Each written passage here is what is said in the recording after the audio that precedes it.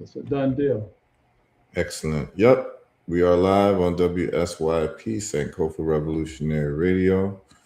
And we are live on my personal Facebook, my personal X.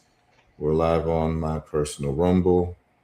And as we talk about as we start conditioning people to what we're doing, we transfer over to our sites. Now, just for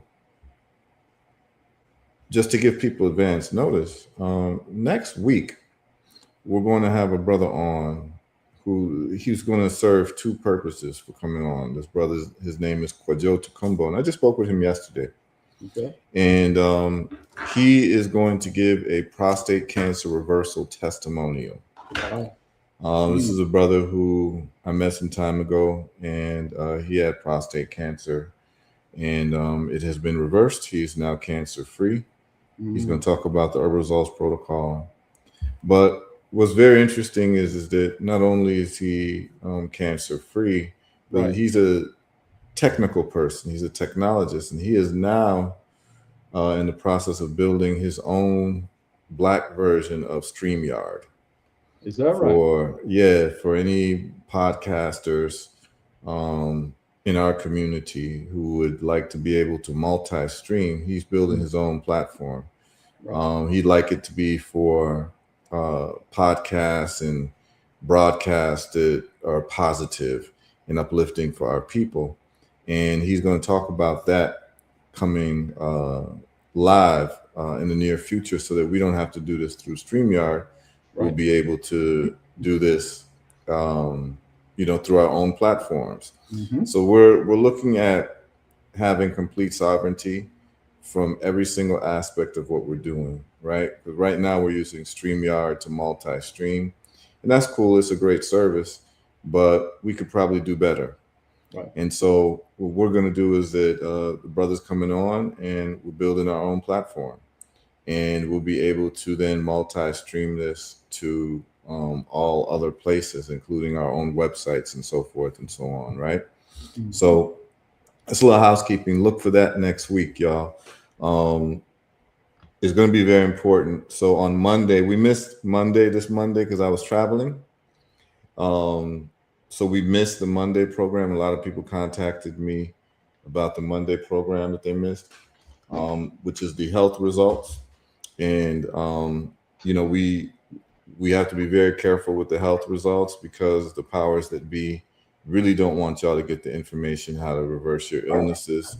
Um, and so the information we do sometimes is hit or miss in terms of what gets taken down in YouTube. Now, Brother Red Pill has gotten 2 strikes on his Red Pillar channel, so we want to be very careful. He still has Know the Ledge Media because the brother is smart enough to have more than just to have only one place on YouTube. So if one place gets shut down, he's still going strong with Know the Ledge Media. But we're saying that to say that on our Monday programs, this is very important for those who are tuned in. The Monday programs we start at 9 a.m. Eastern Standard Time sharp for health results Mondays, but because what we're talking about is not approved by the so-called powers that be, but we do have the receipts of high blood pressure, diabetes, cancer, autoimmune illnesses, and people giving their testimonials of their path and how their problem was solved. I guess we're upsetting the apple cart. So, just for you all to know, on Mondays, we're going to be doing at the beginning, maybe the first 15 minutes, we're going to do what, the topic is going to be where you can get the resources for what we're talking about. Then, probably within by 9:15, 9:20, we're going to be transferring probably to herbalresults.net where we'll have live streaming on there. If you're on Sankofa Radio, you're fine because that's what Brother Anthony owns, and if we can start getting it onto the Know the Ledge website as well, that people can just transfer over to the website. However, if you are part of the Know the Ledge family and you missed the show, Brother Red Pill has all of the shows on his Patreon. So if you missed the show, particularly the Health Mondays, which is basically $1 million worth of game in terms of health and how to reverse your problems, you can always go to his Patreon for those who know the Ledge family, know the Ledge listeners, to access the shows if for some reason you weren't able to tune in. I've also been made aware for our people who are on the West Coast, 9 a.m. Eastern Standard Time is 6 a.m. for them. So sometimes they do miss the show. I got people telling me they wake up at 5:50 a.m. on the West Coast to get ready for the show so that they can listen to the show. But those of you who do miss it, Brother Anthony does replays at 1 p.m. Eastern Standard Time, and Brother Red Pill has the archives that you can access at any time by just subscribing to his Patreon. So it's going to be very important as to where you all can get the information. Okay, it's very important because we're doing a lot of cutting edge work and we're providing you all the receipts and the results, but the powers that be are attempting to block that information from you all. You can go to, like, for instance, you can go to Herbal Results on YouTube and see Herbal Results, and you'll see testimonials of different reversals of cancer or different diseases.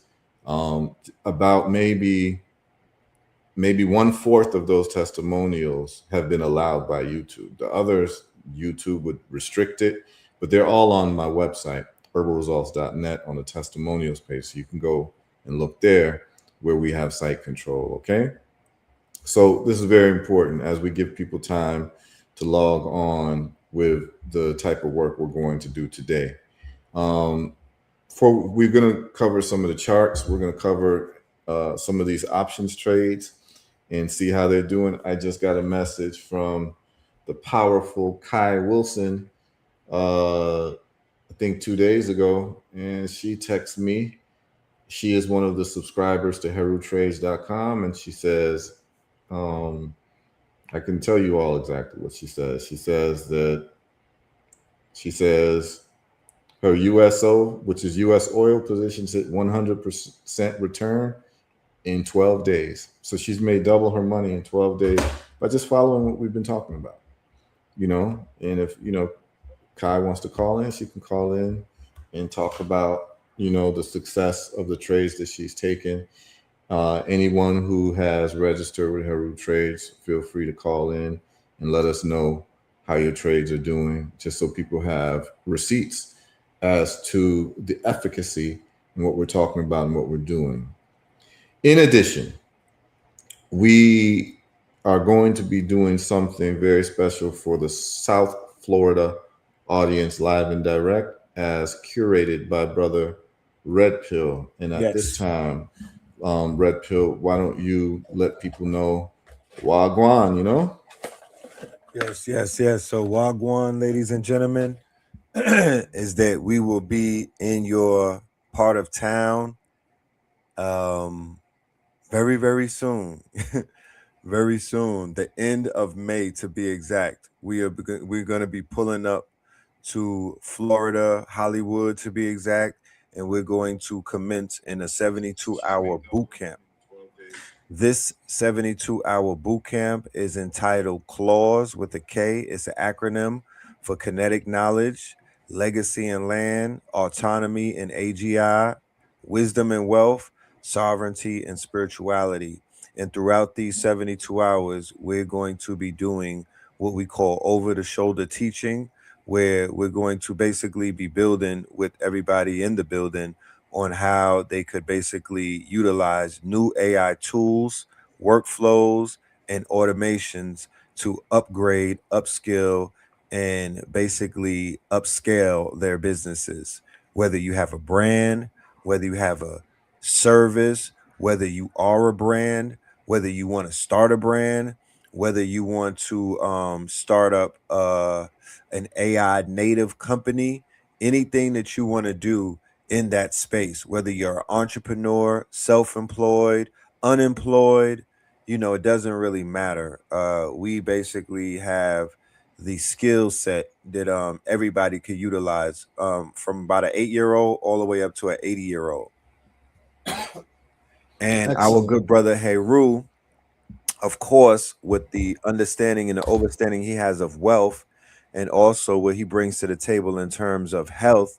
We're going to be incorporating our good brother as a drill instructor in our 72-hour boot camp. And we also have a young brother by the name of Original Black God. He is one of the most viral AI content creators on the planet right now, amongst all demographics. You know, he goes viral. I go on TikTok and on Twitter, and there's creators from all backgrounds: Indian, European, Asian, and they're sharing his information. They're sharing his videos, and they love his output. He's gonna be on deck. He'll be teaching us how to utilize a workflow, the new workflow on how to make an AI movie and under, I would say, under a budget of about $5,000, you know, and under 30 days you'll be able to put a feature film together. Now it might sound like $5,000 is out of the reach for the average person. However, crowdfunding for films is the modus operandi, and I want to remind you that the average film costs 50,000 to 500,000 to put out. So everything has been democratized. I'm not here to convince anybody of anything. I am here to make a call and find out how many people are living in the future, snatch them up, and continue to build. Um, don't worry when when the product is ready. You know, people love results, so people are looking for results, and we are going to be the ones to deliver it.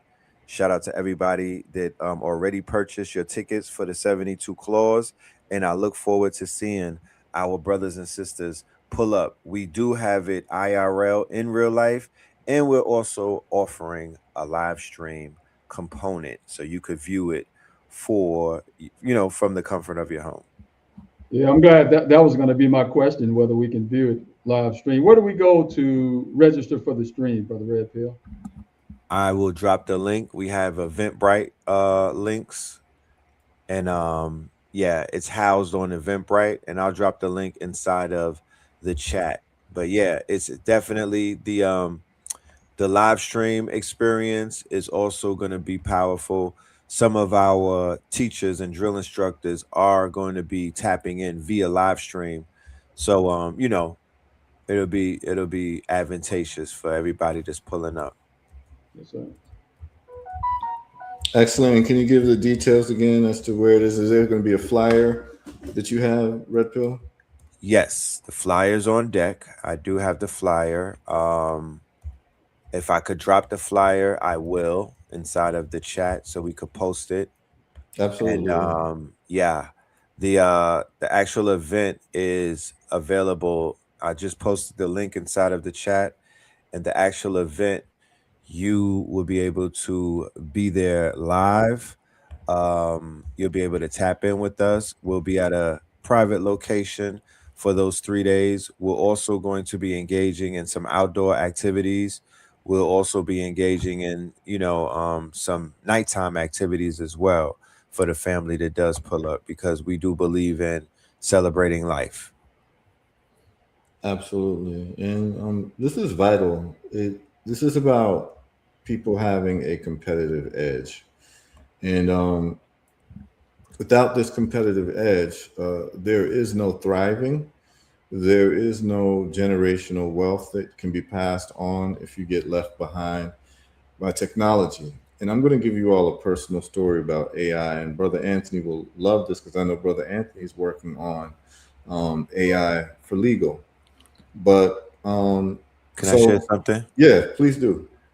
That 2 days ago, Anthropic released a new update to their proprietary model called Claude, Mm-hmm. and it was 15 plugins or 15 new quote unquote AI plugins or add-ons for Right. legal businesses. And Mm-hmm. I think it affected the stock market when they released it.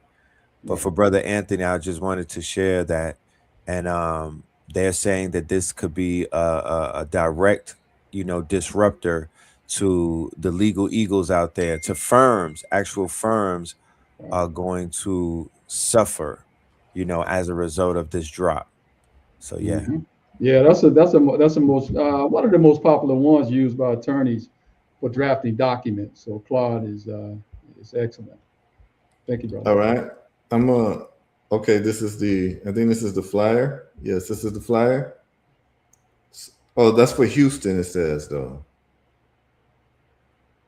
Oh, My Red bad. Pill? Yeah, My that's bad. Let for me pull up. Houston. We do have a Houston one and we do have a Miami one. Those are the two big events that we'll be hosting for right around May and then early June. But we do have two back-to-backs and whatnot. Okay. Cool. So when you have that ready to add to the stage, um I'll share that with the audience, okay? Yes, So sir. Miami's going to be important. And for those of y'all who want to chop it up, I'll be there, and The we're gonna, legend. we're gonna go through it. Now check this out, y'all. Here we go. All right, let's see what we got.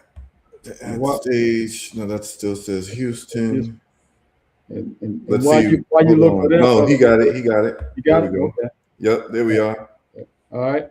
So we need one of those for Birmingham at some point in time, my brother. We'll talk.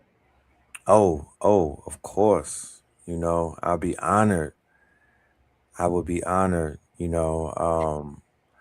I really have. I went to a conference where we were teaching AI to a group of streamers. Right? They were video game professionals who went to a all black college in Alabama, and they were blown away. And this was like the beginning of the whole thing, Right. right?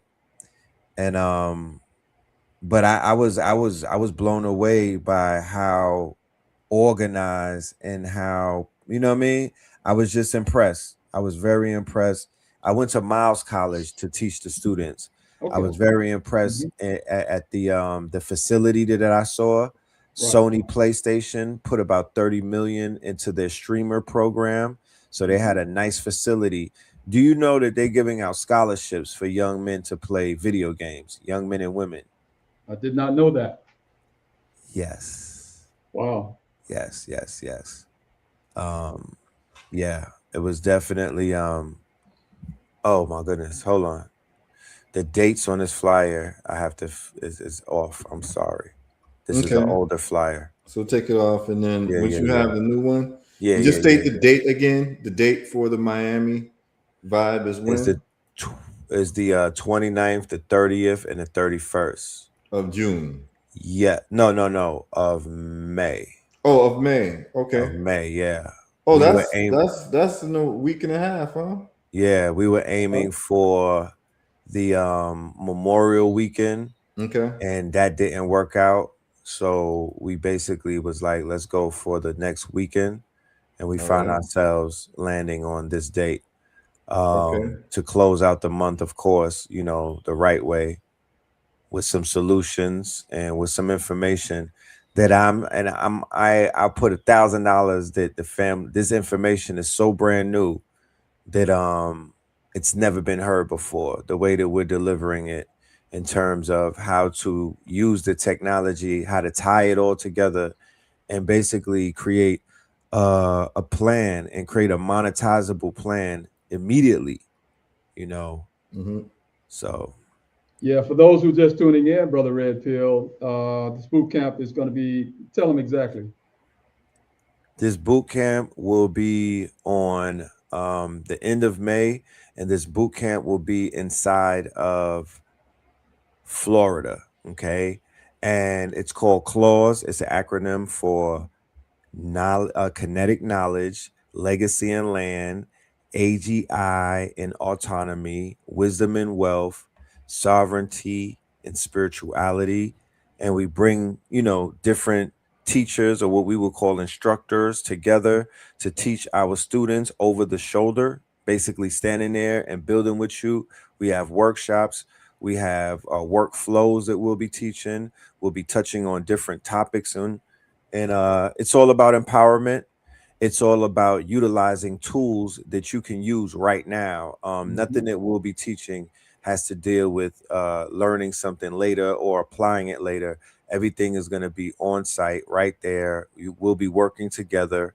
A lot of people, when in the side of the AI space, they've basically reached out to us on many occasions, and they said that, while they like doing, while they like learning, they need somebody to be there for them. Learning on the computer or learning from afar is not the easiest and most quote unquote I would say user friendly way. So we developed a workshop, we developed a program and a regiment, and we were very successful in North Carolina. So we're bringing it around America. Leading up for the rest of this year, we're going to be on tour. Excellent. Excellent. Now, let me put into practical terms the power of this AI. Yes, you can use it to make your own films, but let's just talk about some practical things. And this is going to be right up Brother Anthony's alley as a practicing attorney. He stayed with the profession. As some of you may know, I used to be an attorney, and I retired in 2002. So I haven't practiced law, professionally, but in about 24 years. And I can't believe it's been that long. But, I've been in these business streets, and I've been, looking at different ways, that you can build wealth. And so let me break something down from personal story. So what wealthy people do is they will use debt to build wealth. A famous, proponent of this is a guy named Robert Kiyosaki, who's the rich guy, the rich dad, poor dad guy. Y'all would be familiar with him. So what you do is, even when people build businesses, what you do is you take a loan and you build a business. And the theory is that you take this loan and you believe that the money that you're getting now is going to grow in whatever you're putting it in, whether it be a business. When you buy real estate, you're taking a loan for something that you believe is going to be an appreciating asset, right? And this is how people build wealth. And it's called leverage. Even in the stock market, you can invest on what you call margin. So like Robinhood or whatever, they'll give you a loan to buy stocks. It's called margin trading. But then if the stock goes down, that money is due right away, right? Okay, or they'll sell the stock to get the money back, right? So the theory is use other people's money to grow your money. This is all real estate people do it, unless you buy everything cash, but most people will finance.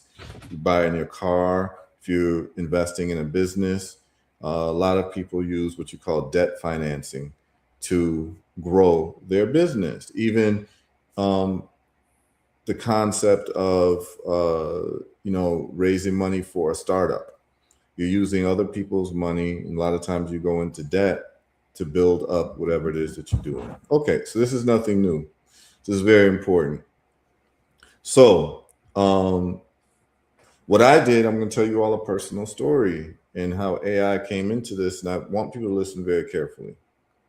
So as Brother Anthony said at the beginning of this, I've been into Bitcoin since 2011. So I got into Bitcoin when Bitcoin was $100, right? Presently, the price of Bitcoin, let me just double check so I can be accurate for you all. The present price of Bitcoin as we speak is $77,233, okay? In rising, it's actually on an upward trend. I could look at the charts and give you all an analysis, but I won't do that right now. I just want to tell the story. So yes, I bought Bitcoin, held on to it for over a decade because I was a Bitcoin investor. So the thing is that when you're an investor, you're looking at a 5 to 10 year hold horizon and even longer. I've met people, wealthy people on the beach whose grandparents were early investors in Coca-Cola. They own millions of shares of Coca-Cola, and then they just pass it down to their children, their grandchildren. The grandchildren now have millions of shares worth $50 a share each. So now you got $50 million, right? Okay. I decided in probably 21 to not only hold Bitcoin, but to buy Bitcoin miners, right? Because the whole thing is like you can own Bitcoin, but then you can also buy Bitcoin miners. So I bought these miners that basically generate Bitcoin. You send them to a mining company that runs it, as a group in aggregate, and then you get Bitcoin every day, right? After you pay your electricity bills, as long as the price of Bitcoin is not crashing and it's going up, you just accumulate Bitcoin. So you pay for your electricity bill, and then the balance is the Bitcoin that you keep, right? So over time, miners have made a lot of money. So my whole thing was like, I know Bitcoin is going to go up, net up. Of course, there's volatility, goes down and goes up, but over the process of time, it's going to be a net upward movement. So I bought 25 Bitcoin miners. How did I buy these miners? I got American Express credit cards. And I got American Express credit cards that go with these terms. The term is that it's interest free for 1 year. So in other words, you're paying no interest on that. And so what I was doing was that I was using American Express's money to buy the Bitcoin miners. And then hopefully the plan was that I would be making money from the Bitcoin.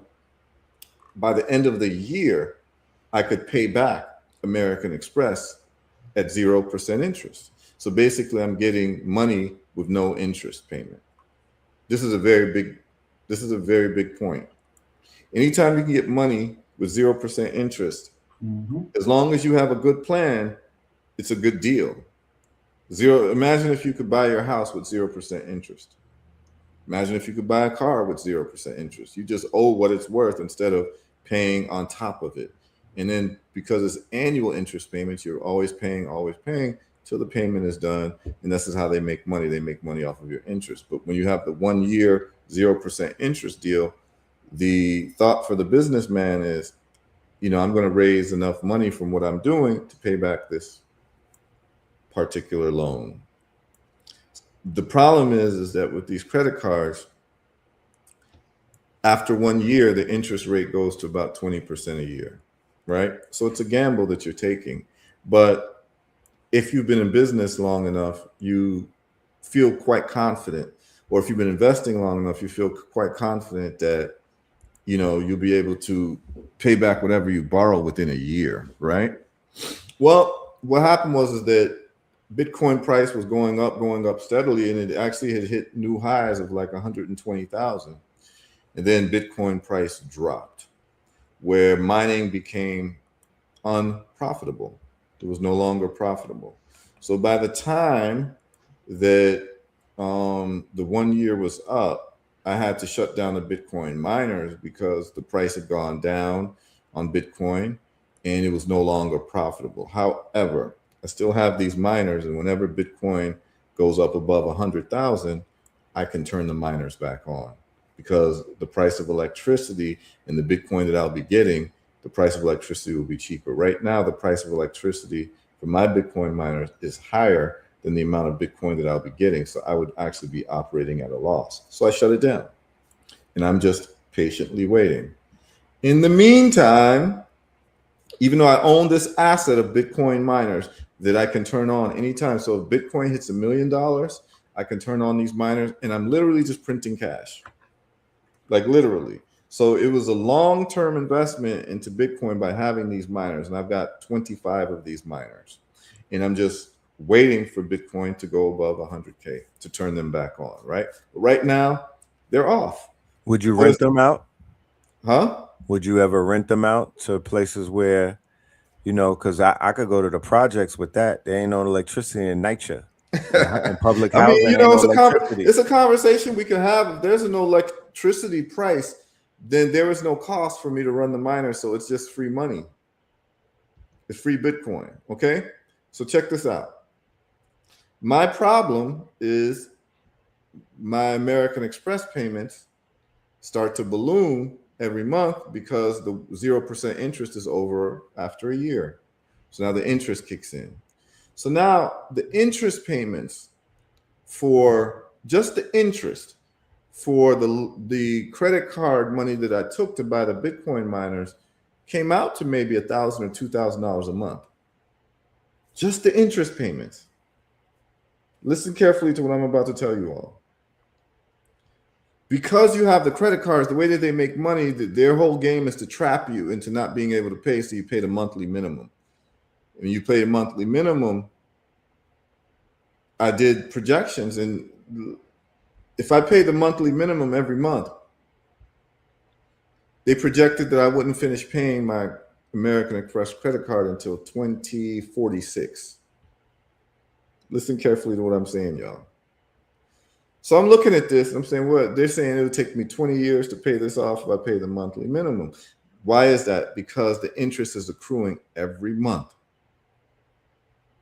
So you're just really paying a couple thousand just to pay the interest off every month, but it's every month, and it's free money for them, and you're losing every month, and you're not even tapping into the principal, which you can if you do like a nice little lump sum every now and then. But my lump sum money, I'm taking into investing into other things. I'm taking seeds and putting into better soil, because the Bitcoin miner soil is not so good right now. So I'm taking the seeds and I'm putting into more fertile soil. That's the stock options and the other stuff that we're talking about in terms of taking advantage of the price of oil going up. So I had a decision to make.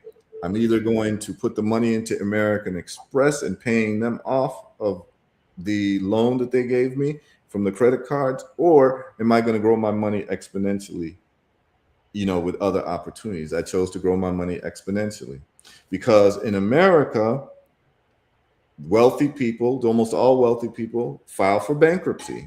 But I didn't file for bankruptcy, right? It was not necessary. And filing for bankruptcy is not that you're broke. It's to protect you against your creditors. In wealth, and Donald Trump, I think, has filed for bankruptcy like 7, 8, 9 times, and he's still a billionaire. So the whole thing is that you can protect yourself.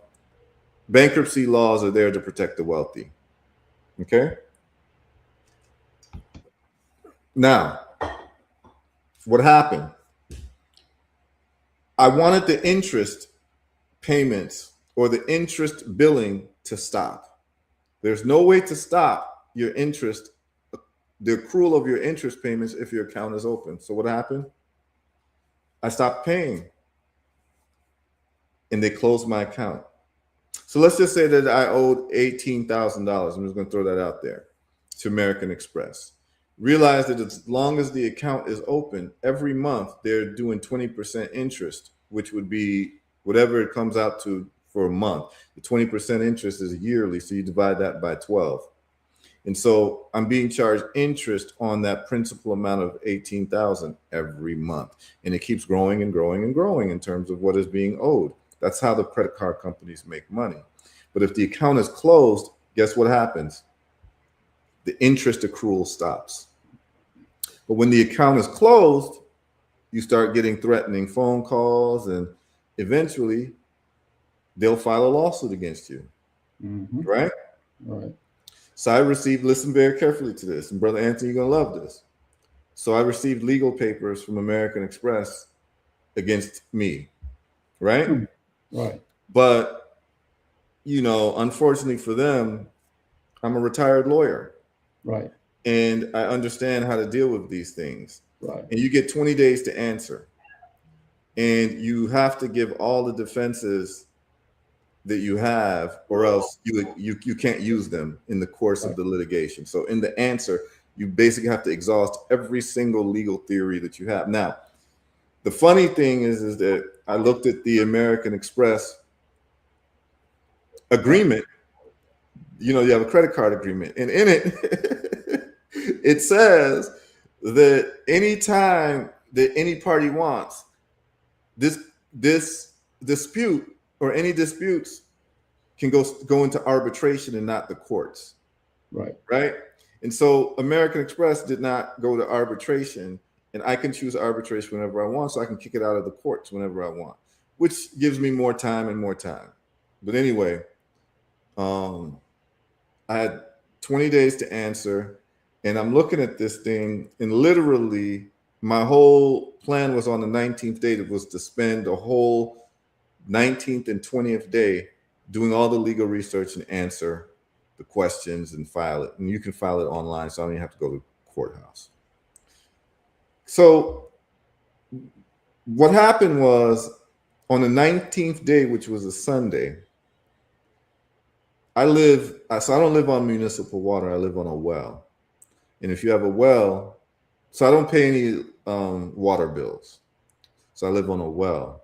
So I'm self-sustained, right? I have my own electricity through solar panels, and I have my own water system because I just figured that, like, if some other person or some other entity controls my water, I'm not in a very good position, right? Like, based on who we are and what we say, we shouldn't have other people, particularly powers that be, control our water. So my house runs on a well that I control. Well, what do you need for a well? You need a pump. Well, on that Sunday, my pump went dead. I had to spend the whole Sunday working on fixing that problem so my household would have water, right? So that whole day was shot. So I have one day to deal with this legal case. So guess what happened, y'all? A good friend of mine let me know there is a legal platform called Nyayayam, which is an AI legal platform, and I will share this with you all. It's very important because it's all very practical. So I went to the website, Nyayayam. This is it right here. I put in all of the causes of action that American Express claimed in me owing them money. And Nyayayam and I had a nice conversation.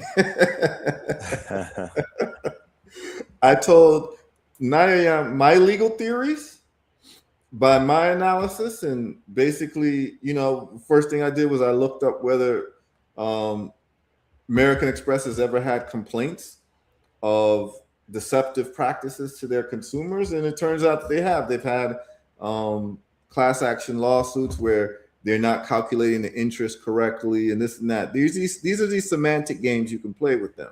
Now, I haven't done all the calculations, but my argument is that they didn't calculate everything correctly because they've done that in the past, right? So even if they're wrong to one penny, you can challenge that, and it can get the lawsuit dismissed. All right, now here's the thing. I gave all the cause of action, the state that it's in. Nyayayam gave me an analysis. Mm-hmm.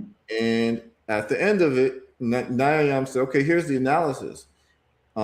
If you want us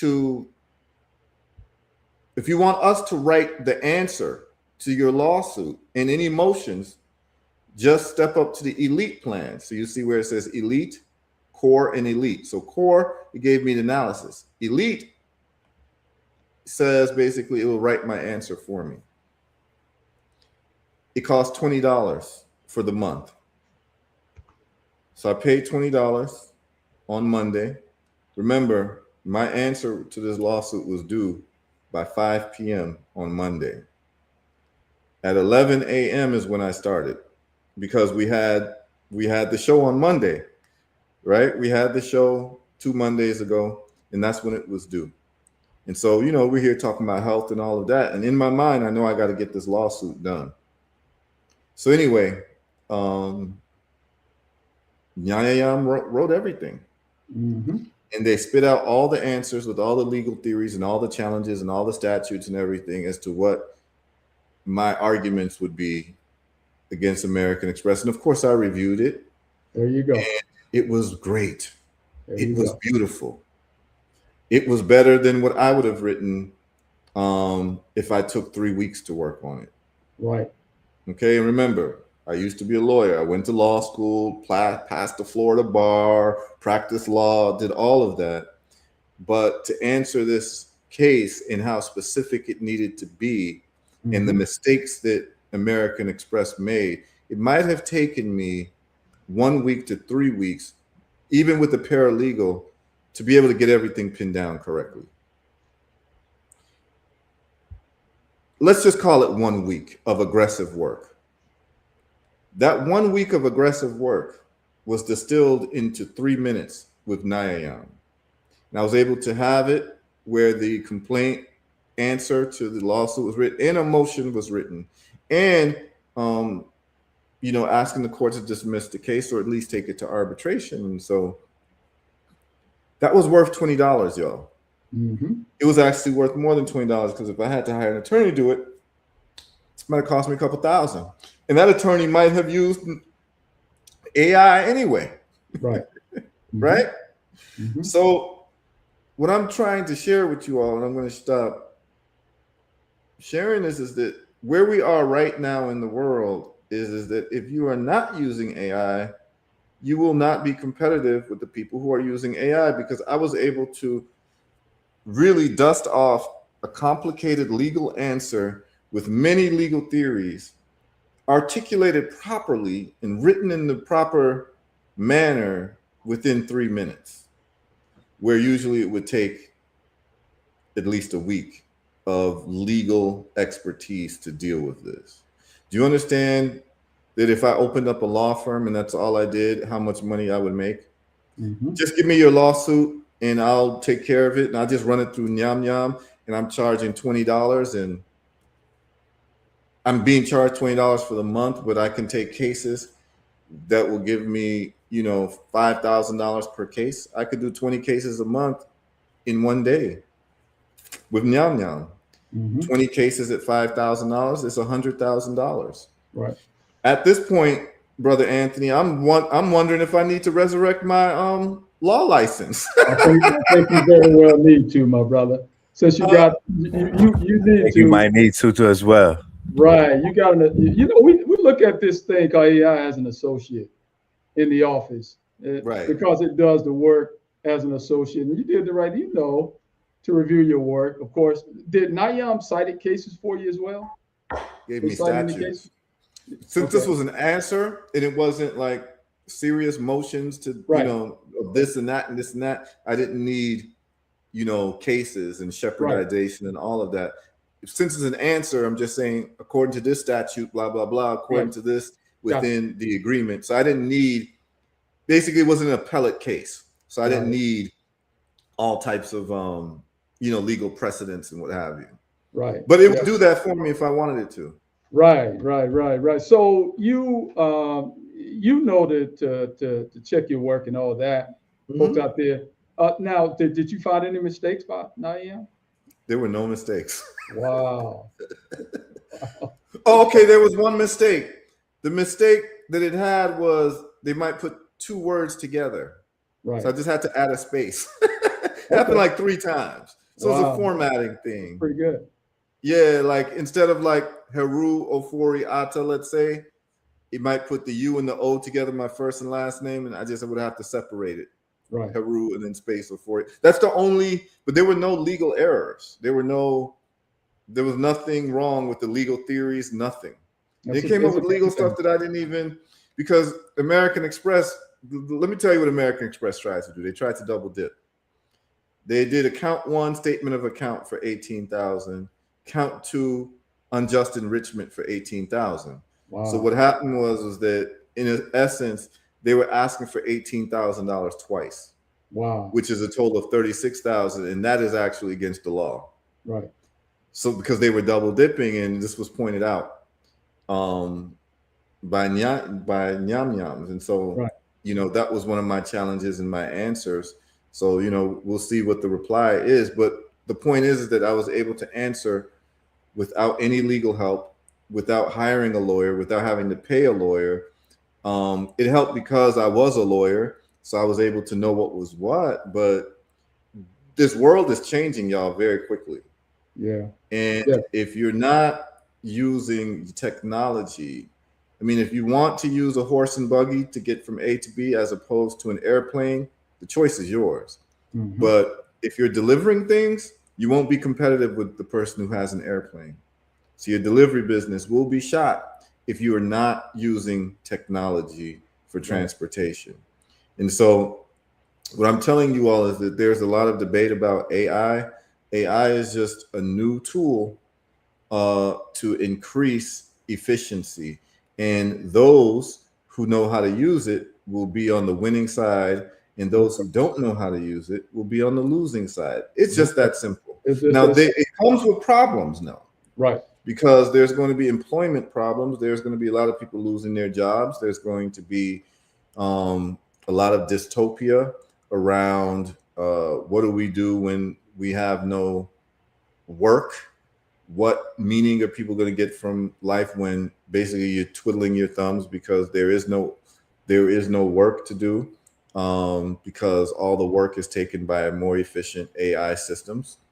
It does cause problems, but those of us who are business people and those of us who need to get certain things done, AI is just more efficient than me hiring, 3 paralegals to draft a response to a lawsuit. That's right. It just is, man. And I just gave you all like a real life story of why AI, in mastering it and knowing where to go for certain things. I'll give another example.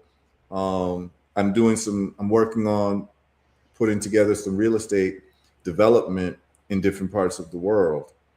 I can go to Grok right now and have Grok design me a 4-bedroom house with different styles, 2 levels, 1 level, with blueprints and everything within seconds. I no longer have to go to an architect. Yeah. So that means that the architect's job is in peril. Mm-hmm. But me, as the property development person, I just saved myself $10,000. Right. And you can, because I used to outsource demands, drafting demands. I used to outsource these. And they charged me up the ass for those until AI came along. AI, as an associate, started drafting demands. And I think I told you about that. And at the time that they did, hell, not only did they do a better job, I got more money. Exactly. So this is very important in terms of wealth building. If you're not understanding what AI is and you're not understanding how to use it for your benefit as an individual or a business owner, you will not be competitive. That's just right. It's just crazy. Now, here's what you need to know. What Red Pill is doing is revolutionary, y'all. Right. I see. What he's doing in training people and showing people so that we are not the last ones to the party, right, is very, very big. Because I remember in 2011, I was posting all online, Facebook, YouTube, y'all need to buy Bitcoin. Here's why: because I read the Bitcoin white paper and I was telling people this is how you do it. I even trained people how you could buy Bitcoin, put it in your wallet, do all of that.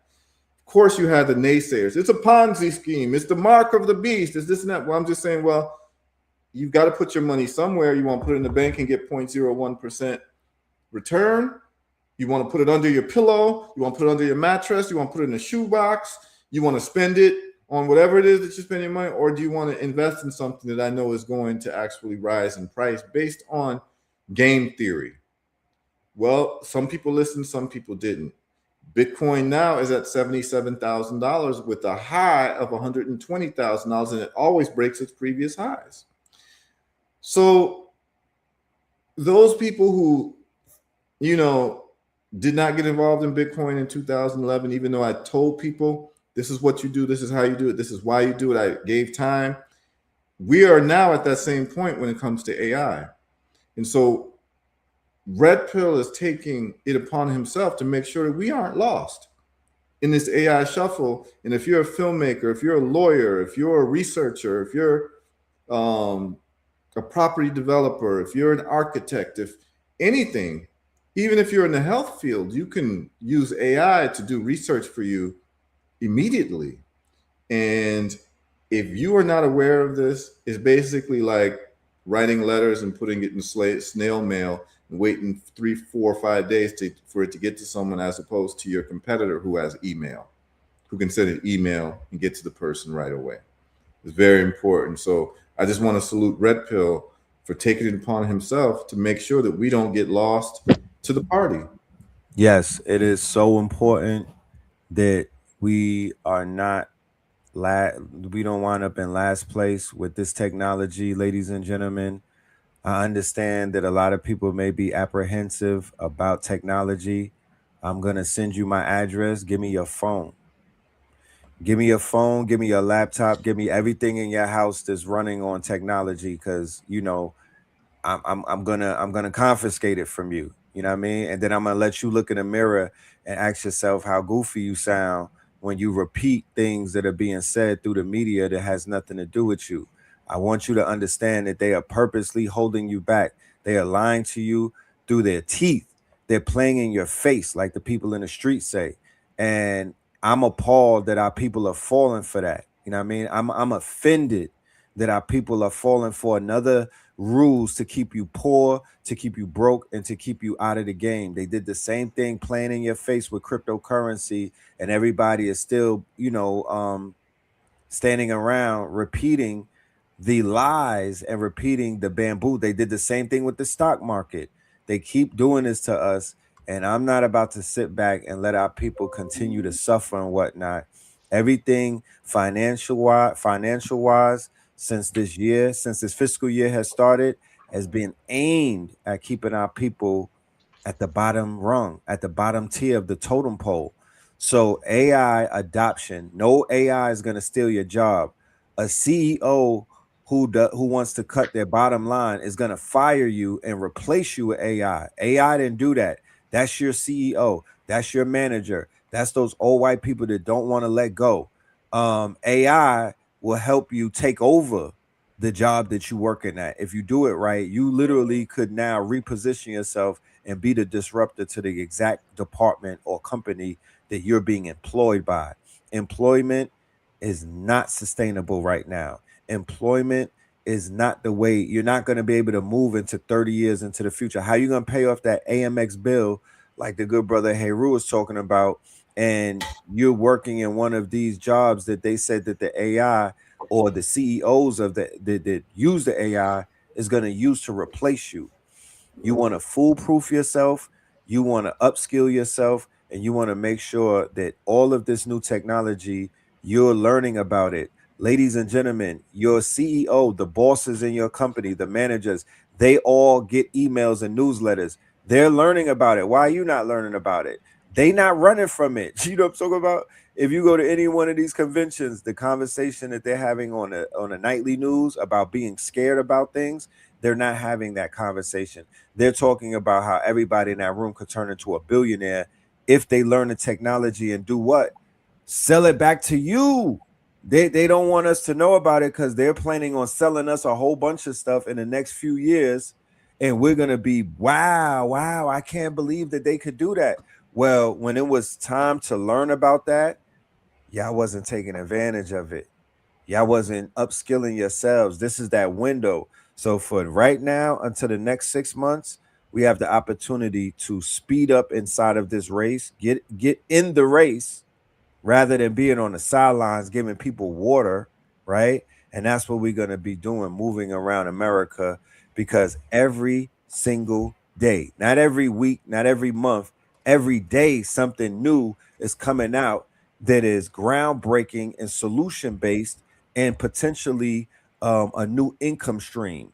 So it's at the point right now, I don't even have enough people to teach this. It's so much stuff coming out. I don't even have enough people to teach and to spread the good word. So I'm forming up the Avengers. I'm grabbing people that I know, all of these master teachers in my network, and we are creating this quote unquote, we're creating this initiative, 72 claws. I'm looking for 72 nobles so we could break down 72 tools to use, and we could, we could pop out and we could open up 72 chapters. We want to turn AI to acres, meaning that you could turn digital economics or digital economy into real world assets. We're not doing this to play with our computers. We're doing this so we could buy some land. We're doing this so we could buy some crypto. We're doing this so we could secure ourselves, because stuff is getting real right now.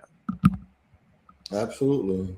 And so, the 72 clause thing is not just going to be what we're doing in Miami. It's not just going to be like, hey, come check out, what's going on. This is going to be practical. And I think some of you are getting the point that every single thing that we talk about on this show on Mondays, when it comes to health, and when it comes to wealth on Wednesdays, It's very practical, and it's things that you can actually do. We're not just talking theory, and we're going to actually lay down the gauntlet, and this is what we're going to do. Brother Red Pill, I have a project that me and you are going to work on with AI and film. Okay? I've never told you about this now, but this is the challenge.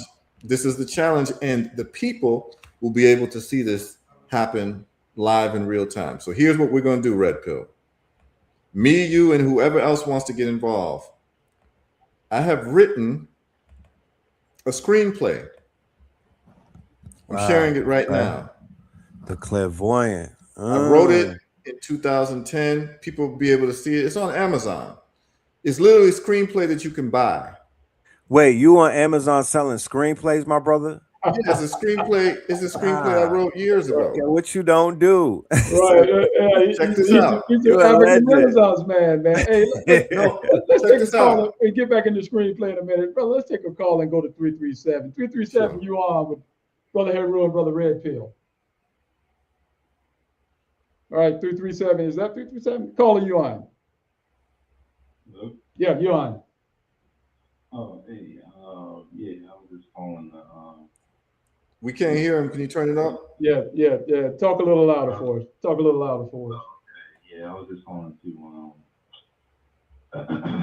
to agree with you guys about this AI, because I actually have a friend, you know, who knows of someone who actually had a civil case with their landlord, and they use Google Gemini to basically strategize their court, basically going into the courtroom and what to do. And they did everything exactly as Gemini said, and they got everything reversed. Gemini even helped them with what do you call the thing, when they're going back and forth to figure out what to do, like the two parties in a room or something. Yeah, mediation or arbitration, which one? Yeah, that's it. Yeah, again, mediation. So they were using Gemini during the mediation. And Gemini was giving them advice about what to do and what not. They prevailed there too. Right. So it was. I just want to say, it's extremely useful. I've been using it. I've been using Microsoft Copilot for about the last few months, putting together putting together steps for developing different businesses and whatnot. Well, not a nonprofit. That's what I'm doing. Developing a nonprofit. Just pulling information together and going over different scenarios and stuff. And it's real. It's definitely not something to be afraid of. It's definitely not something to be fearful of. And I wanted to say too that there's this company out there called Corseed. I don't know if you guys know about it, but they keep they be advertising on YouTube, and they use a lot of the marketing language where if you don't know AI, you need to get on it now and stuff like that, to entice people to get on. And I just want to tell the listening family that it's a scam. Don't mess with it. You know what I'm saying? People, what I mean by that is I've actually looked into it, and it's very low quality. So, whatever's out here, definitely check that out. But do not mess with Corseed, because Corseed is they're aggressively marketing on YouTube, but it's not going to really help in terms of the AI stuff. Right. So I just want to say that. Yes, sir. But there's one out there. Yeah. I appreciate you, brother. Thank you for calling. Mm-hmm. Yeah. All right. Yeah, it's real. None of this is theoretical.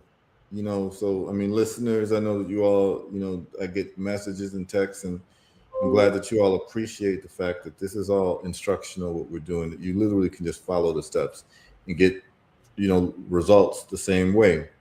Now, Red Pill, Brother Anthony, you might be interested in this as well, because The film that I wrote is a legal thriller. A legal thriller. It's a legal thriller, yeah, and I'm going to share it again. And this is, I'm just announcing this to the audience so that you all can see what's about to happen. Right. Like literally, Red Pill had no idea about this. Anthony had no idea about this, but it became clear to me that this is the way to move. And so this is what's going to happen. You all can see it right here. The clairvoyant. Mm-hmm. Okay. So what the clairvoyant is that, and they would say, why would you make a screenplay available? Because the whole thrust of the film is that it asks a moral question, and is actually a film where people can vote on the ending, and then depending on how you vote on the ending, in the majority vote, that's the last scene that you would see, even in the movie theater, right? So we would have an app on the phone where you can vote guilty or not guilty. So let me just tell you all the story. And what we're going to do is we're going to use the claws training, and we're going to use, what Red Pill already knows and all the other folks in the claws group. And we're going to produce this movie, The Clairvoyant. Okay. And we're going to do everything AI, and whatever other expenses, I will personally fund everything. So what's going to happen is we'll know the exact budget and how much it cost for us to do a highly produced, well-written film with an ability to pull people in. So what is the film about? The film is about, it's stationed in South Carolina around the Gullah people. And anyone knows about the Gullah people, these are people who still have African dialect in the islands of South Carolina, right?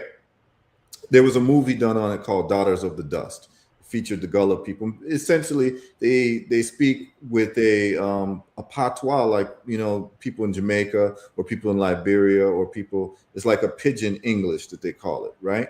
And these Gullah people, the Gullah is actually a Mandinga word that means rice, because the people were known as being rice farmers. And that's where we also get the word jollof from. So people would hear about the jollof wars, where the Ghanaians say they have better jollof and the Nigerians say that they have better jollof. But actually the word jollof also comes from Gullah, or Gullof, and it just is for rice, okay? But anyway, these people in South Carolina, and there's a lot of Black folks in America who trace their lineage down to the Gullah people. Well, the Gullah people still have their African traditions, right? They have the dances, they have songs that they've never lost from slavery. They have those traditions. Now, within the tradition is also the elders and the what you would call the medicine men and the medicine women, right? The seers, those who can see. And within certain traditions, they say like the psychic powers usually skip a generation. I don't know if y'all have heard that before. But essentially, it is a young girl who was born with the power of clairvoyance. And her grandmother is the clairvoyant of the town, to the point where she actually has a shop where she'll read your future, right? Through whether it's tarot cards or palm reading or whatever, you all see stuff. And she's very well respected, right? She's like the big mama of the community.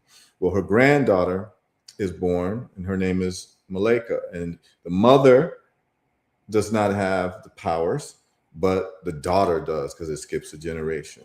Well, anyway, she starts exhibiting these abilities to see things in the future as a child. And it's well known that essentially her energy and her talent was passed down from her grandmother.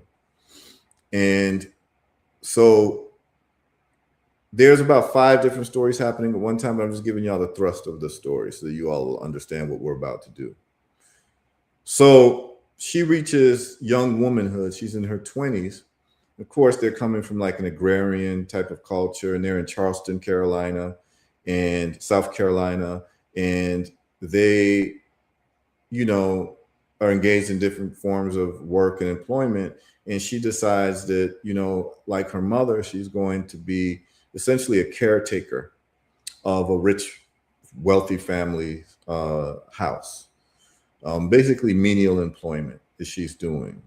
Turns out that this is like one of the wealthy families of South Carolina, you know, European descent families.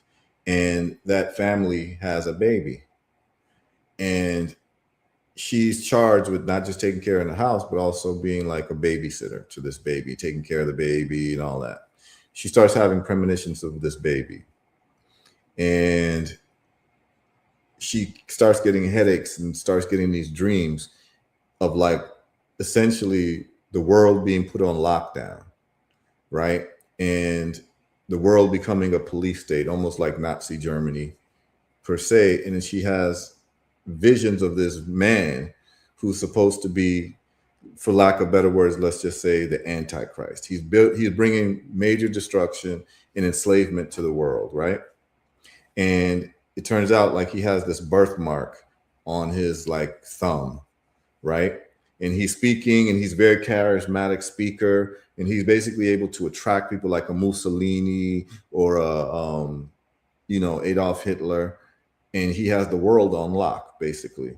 And he starts taking in people's DNA and starts doing experiments on people and what have you. And he has like whole chambers of like people's blood and all, like crazy. She's seeing all of this and she gets freaked out. Well, she notices one day that that baby has the same birthmark on his thumb. And she recognizes that baby is actually going to be that man later in life.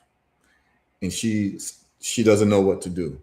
And she starts freaking out day after day after day.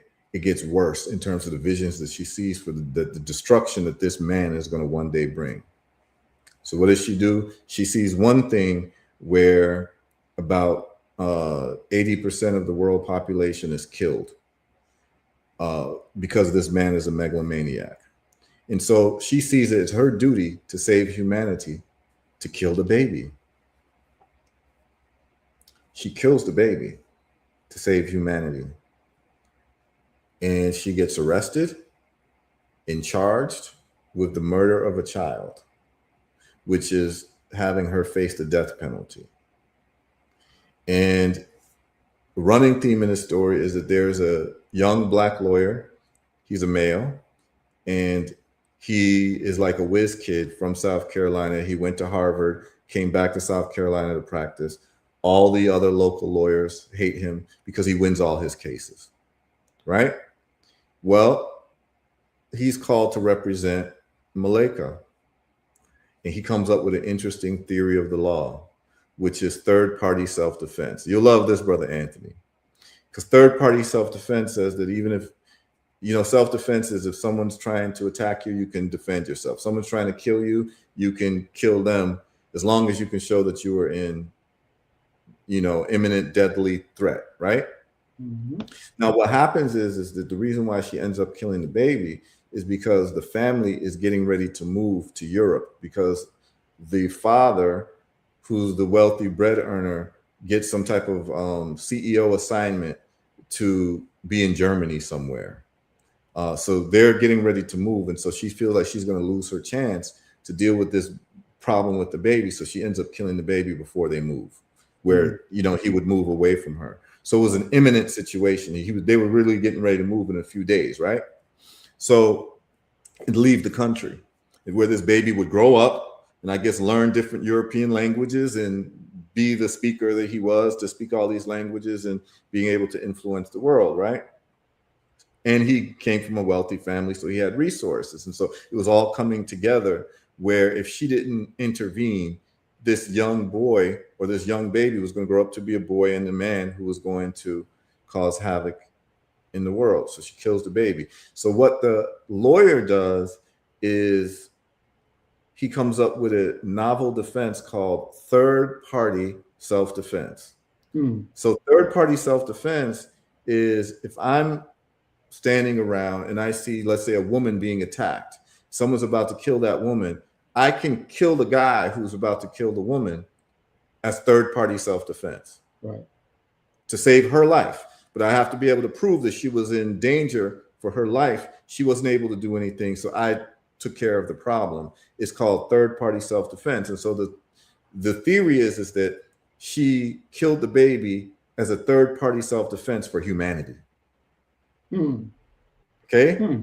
So it ends up going to trial, and the only question in the trial is that, like, there's a jury. There's a movie called 12 Angry Men. Everyone should watch it. It's basically, they start out with a belief, and then the jury starts arguing amongst themselves as the trial goes, and they start actually believing the defendant.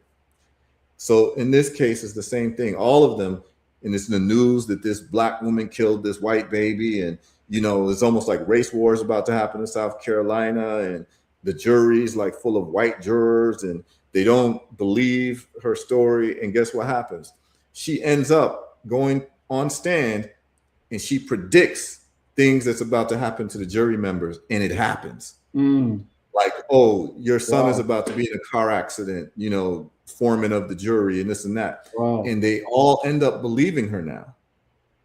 The question then becomes, does she have the right to kill a baby, even if she knows that the baby was going to become an antichrist? Wow.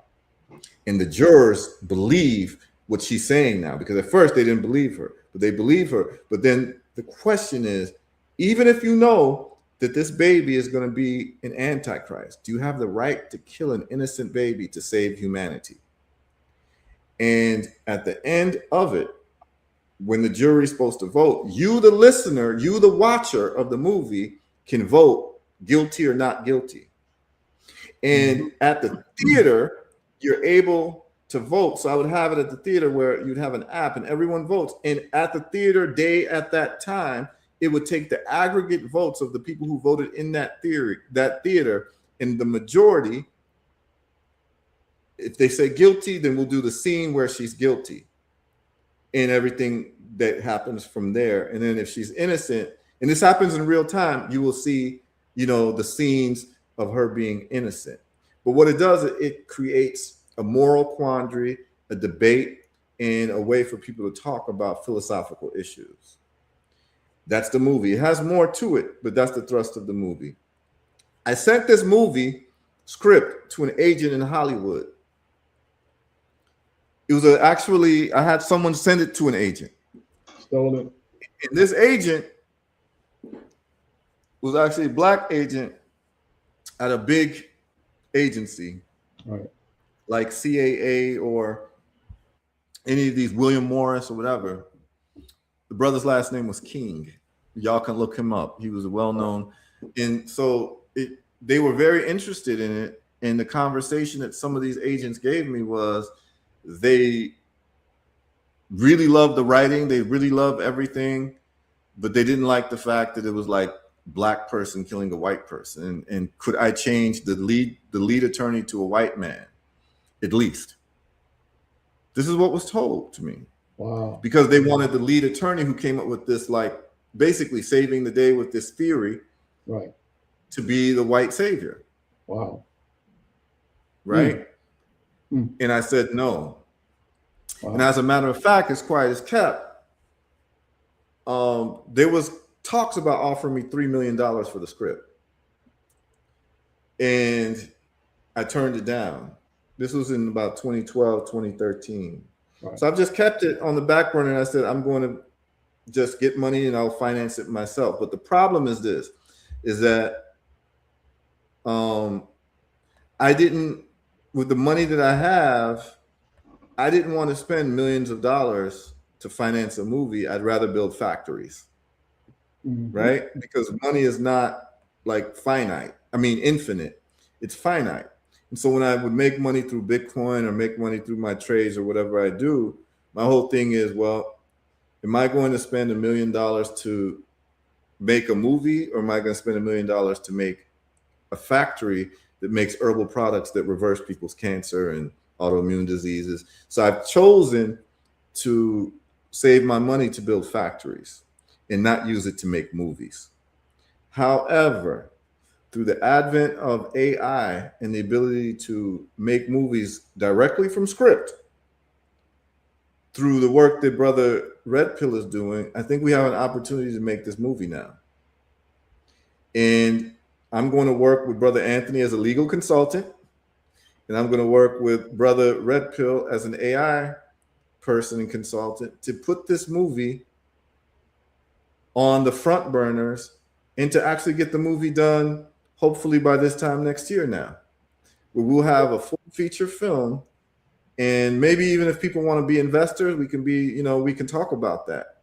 But we'd be able to get this film online or try to get into the movie theaters where people can actually watch it and vote as a jury. This is the first time that this would happen, where you get to participate and you can like literally vote guilty, not guilty, and then the scenes will take. So what will happen is you can go to the movie theater one day on a Monday, and the majority are voting guilty. So then you'll see that scene that closes the film, and then you can go the next day, and the majority are voting innocent that day, and so it becomes a different experience every time you see the film. Hell, as I was listening to you, I was ready to vote. No, it's a great philosophical conversation.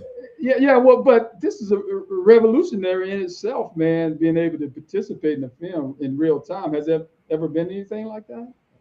Not that I know of. Yeah, that's revolution. That's good stuff, my brother. Okay, so what I'm saying, Brother Red Pill, is I am now recruiting you as one of my technical advisors and people within the film on the executive production side, where we all can make money together. How do you feel about that, Red Pill?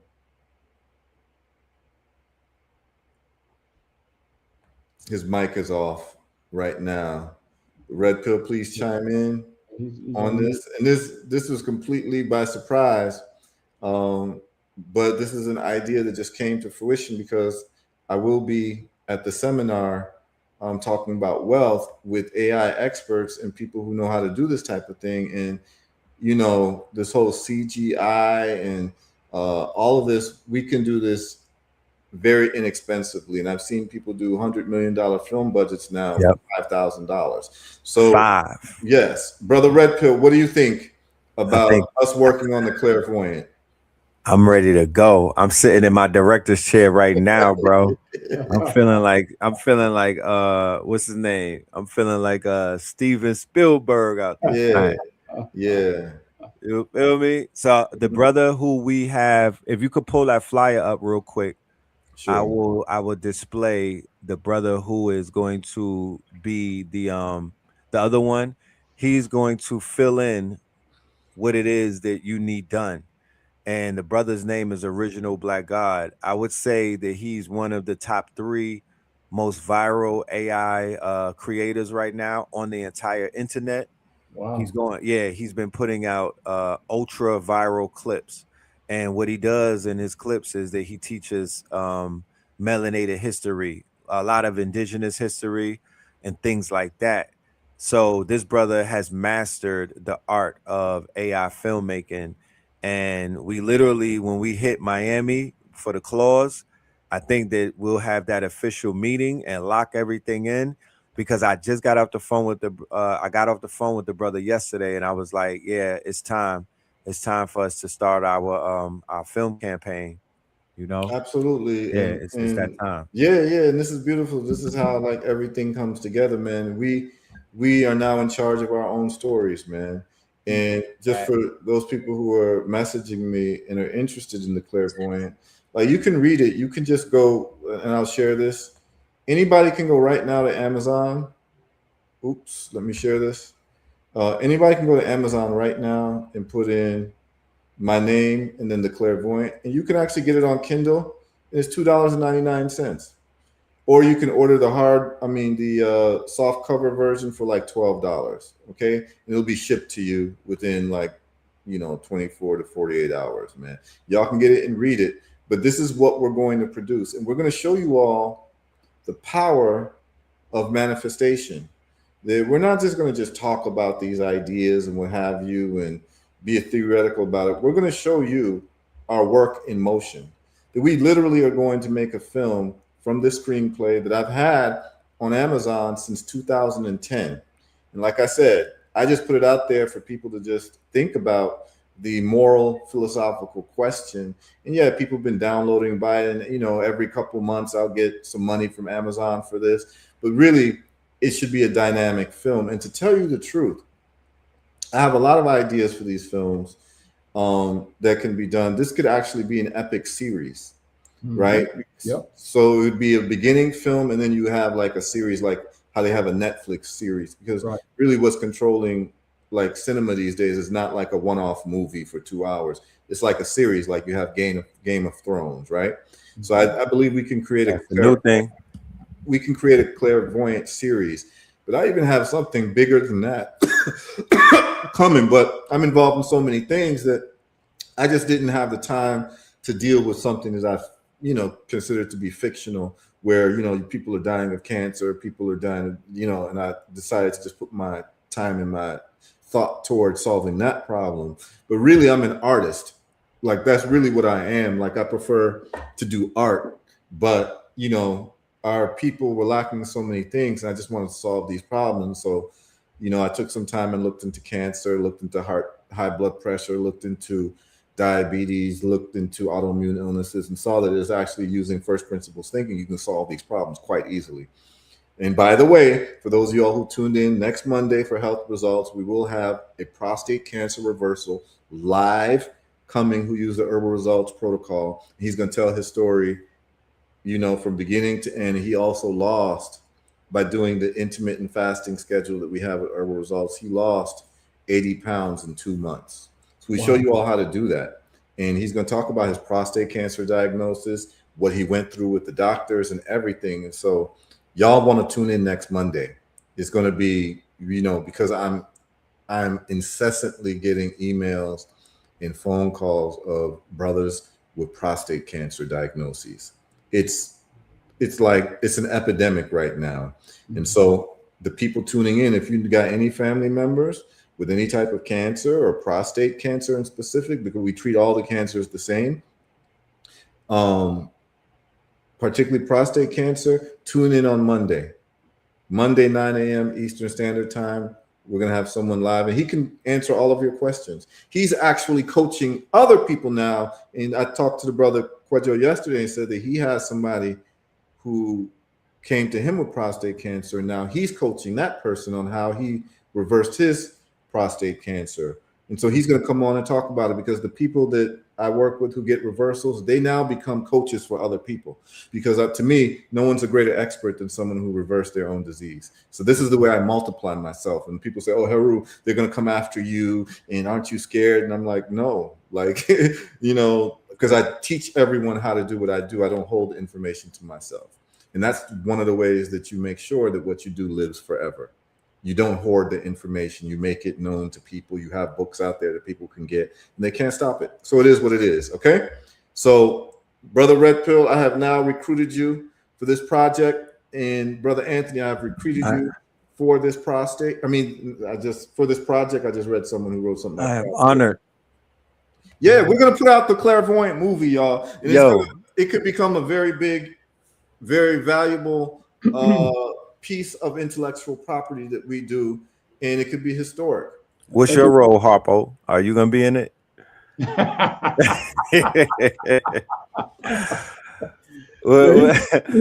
be in a movie, Haru? I just can't have you as screenplay. I need you on screen. Oh no! So the way that we can do the AI is that we can create our own AI characters. Right. We don't need to have real people. We literally can create our own actors. Right. This is what's so crazy about it. We can create our own characters. Now, I could have an hour-long conversation about this specific topic. I'll start nerding out. But what I want to share, go ahead, say that again. No, this is good. You see, this is good for the listeners, because now they're going to see all the inner workings of how this gets done. So then they'll be able to do it for themselves. Right. So definitely, I want to veggie back on what you just said about casting, right? Mm-hmm. So this Strong End, I was in Atlanta, Malcolm X Fest. Thousands of people come out every year. This is like our official beginning of the summer festival. I saw the pictures and videos from the Malcolm X Fest in Atlanta. It looked lit. super lit, right? So I'm running across people that I know that are viral, that are like influencers, that are what they call lit on social media, right? And what was I doing? I was walking up to them, greeting them, introducing myself, and then locking them in as Mhm. clients because Right. I run a talent agency and a casting agency.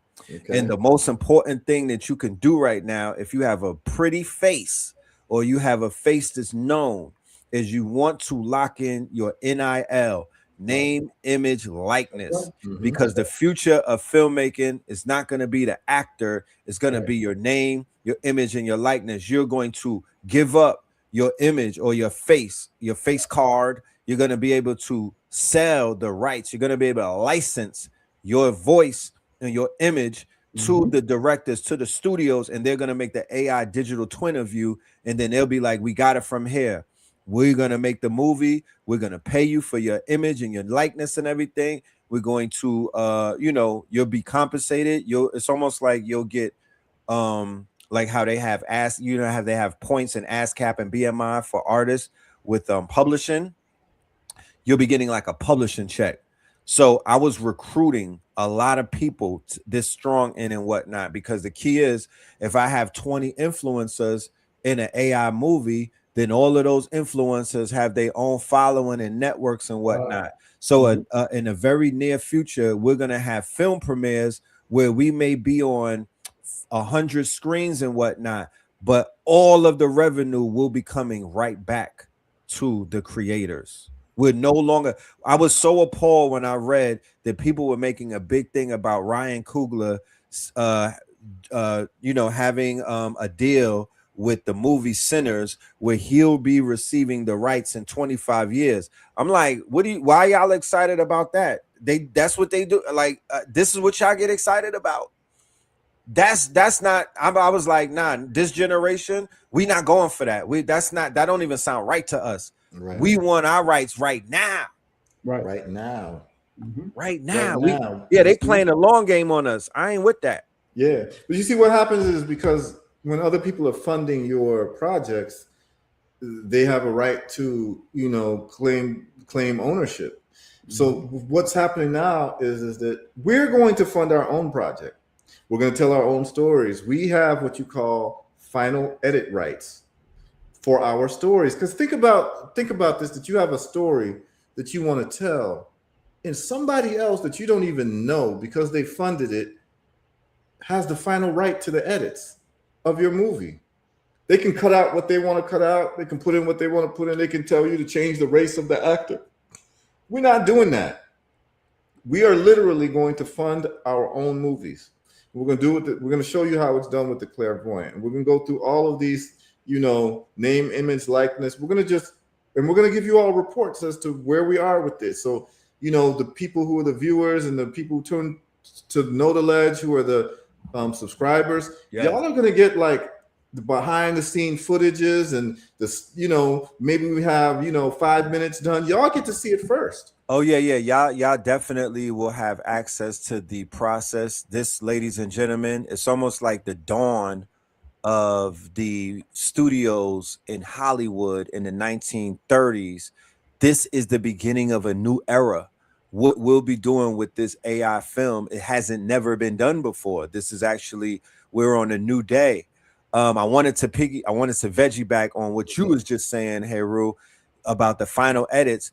I wanted to add on that even when you sell your screenplay to the studio, I read a very interesting article the other day, and it was talking about cults that spawned out of Hollywood, and they lined up everybody from Manson all the way down, and it showed pattern recognition that a majority of these people who became cult leaders were screenplay writers in Hollywood who sold their screenplay to the studios and got jerked completely. I mean, because they'll rewrite your entire screenplay, switch things up, add on new things and whatnot. Yeah. And they got these screenwriters somehow got disenfranchised with Hollywood and started creating cults. This happened multiple times. So I'm just saying that, ladies and gentlemen, people go to Hollywood with a vision and with a dream. They get broke on a casting couch. They get broke selling their screenplays. They get broke on the final edits. They just getting played and they're just getting their dreams shattered at every single turn. We do not promote that toxic environment. We don't promote Holly Weird. They've been showing us in a bad light for more than 100 years. I'm literally at war with them. Like this is we're not trying to align with them. We're trying to crush them. So the images and the videos and the movies and the stories, storylines, we're putting out epics. Like the brother said, series, and that we ain't doing one movie at 2 hours. Our lives are too interesting to just cut it at 2 hours. You remember they'd be like, oh, this movie was shot at 4 and then it got cut and it only got cut down to 2. We ain't doing that. Right. Yeah, we ain't doing that. The story is more important than the budget. Absolutely. And, I'm glad I never sold the script, even though they were going to give me a lot of money for it. And they would have changed it all around. And I did some interesting devices in the like every scene. Like what I did was like, so for those of you like who are writers, when you're writing, magic takes over you. And it's not even you writing, you're just funneling.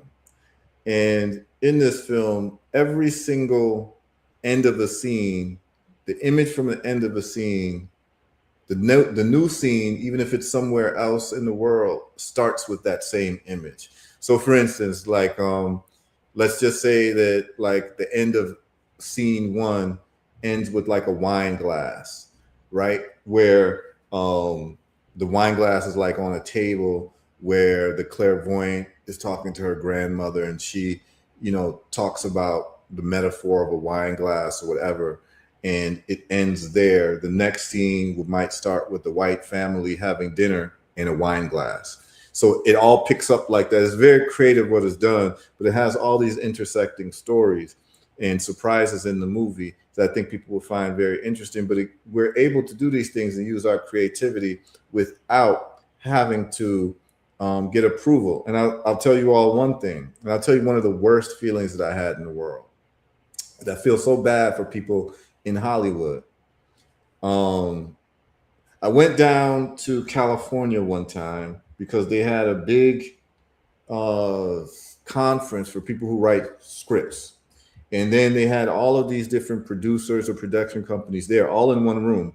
And you pay maybe $400, $500 to have access to them that day. So all the screenwriters in the world will come and you get, I think, like 1 minute to make your pitch or 2 minutes to make your pitch. And you could pick up to maybe 30 people, 30 different production companies. So all these production companies can come and then all the writers come. So they match the writers with the production company. I forget what it was called, but I went with the clairvoyant and I had my screenplays as books.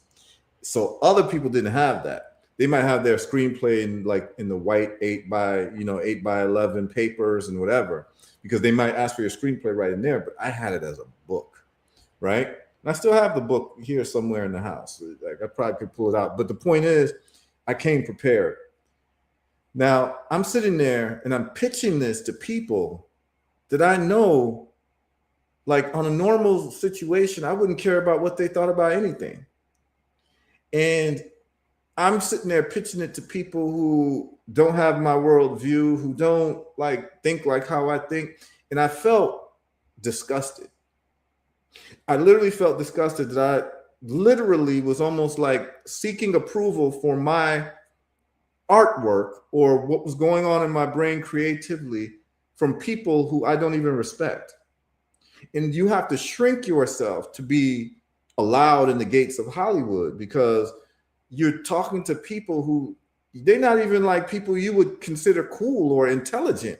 And they get the right to say, we'll take your screenplay or we like it and we don't like it and this and that. And I just thought about it and I was like, why am I degrading myself? Like I can't, and I went through the process. So you can think about all these people who are acting, who have to go to auditions and get rejected all these times by idiots, people who don't know anything, but they just happen to be in the position to be able to say yay or nay. And I said to myself, I'll never put myself through this again, where I have to subject myself to the yay or nay of people who are intellectually inferior to me and creatively inferior to me. And what a hell of a position that you have to put yourself in to try to seek the approval of intellectual Lilliputians.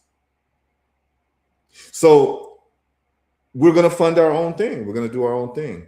And if y'all like the clairvoyant, wait till y'all get to see the series that I really have in mind.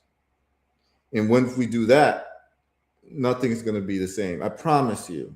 I promise you. I'm not like, this is not hyperbole, but if I'm able to actually produce series based on some of the concepts that I have, that if I was to tell y'all the concepts, and maybe we'll start a private group of creatives, and we can hash some of these things out. But the point is that I have a lot that I put on the back burner to deal with health and deal with wealth and deal with construction and water systems and some of the other things that I've been involved in. I put my creativity on the back burner, but I feel the creative juices still inside of me, and I think that this is a great opportunity for us to make it happen and build a media empire where we control our own narrative. The right people have to have the cameras. The right people have to control the studios, because if the wrong people do it, what they do is they poison the minds of generations to come. And we've seen this. Not only have we seen this, good brother, but for those of us who've traveled outside of America, we know how imperative it is for us to correct our image. And our image has been misrepresented by Hollywood, by media and whatnot. That is one of the main apparatuses that is behind this division that we are witnessing and whatnot all around the world between our people.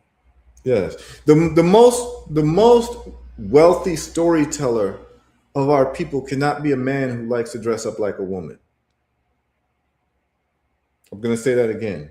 Facts. The most wealthy and powerful storyteller of our people cannot be a man who's generated billions of dollars by dressing up as a woman. Okay? So what that means is the stories of our people are being infiltrated by people who don't have our worldview and our values. And it's no one's fault but us. It's no one's fault but us. And so what I'm saying is, it is time for those of us who are brave and are unapologetic about the true victory of where our people need to be in controlling our narrative and creating a culture that is worthy of our ancestors who built pyramids and had high techno-complex civilizations. We were not a jokey people. We were not clowns. Clowns don't build pyramids. Clowns don't have algebraic equations that are solved in the most elegant manners. Clowns don't create the learn. traffic light.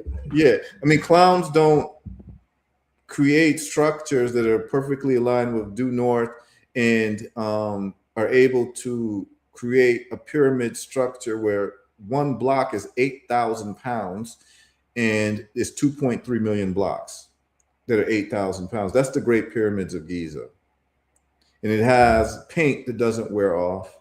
And they were doing surgery. And this was all based on African Black people, which the other world siphoned from. The rest of the world siphoned from us in terms of our techno-complex civilization, our mathematics, our science, and all that. We are very serious people. And I'm going to show you all something. And I use this every day for my inspiration. Yeah, go ahead. Yeah, we got a call. I want to introduce this brother to you and Red Pill in the audience. I think he may be over there in Atlanta. He's a film producer too, music and film producer. Brother Crenshaw, how are you this? Donald, how are you this one? Introduce yourself to the brothers, man. Introduce yourself. I'm Donald Crenshaw, music and film producer.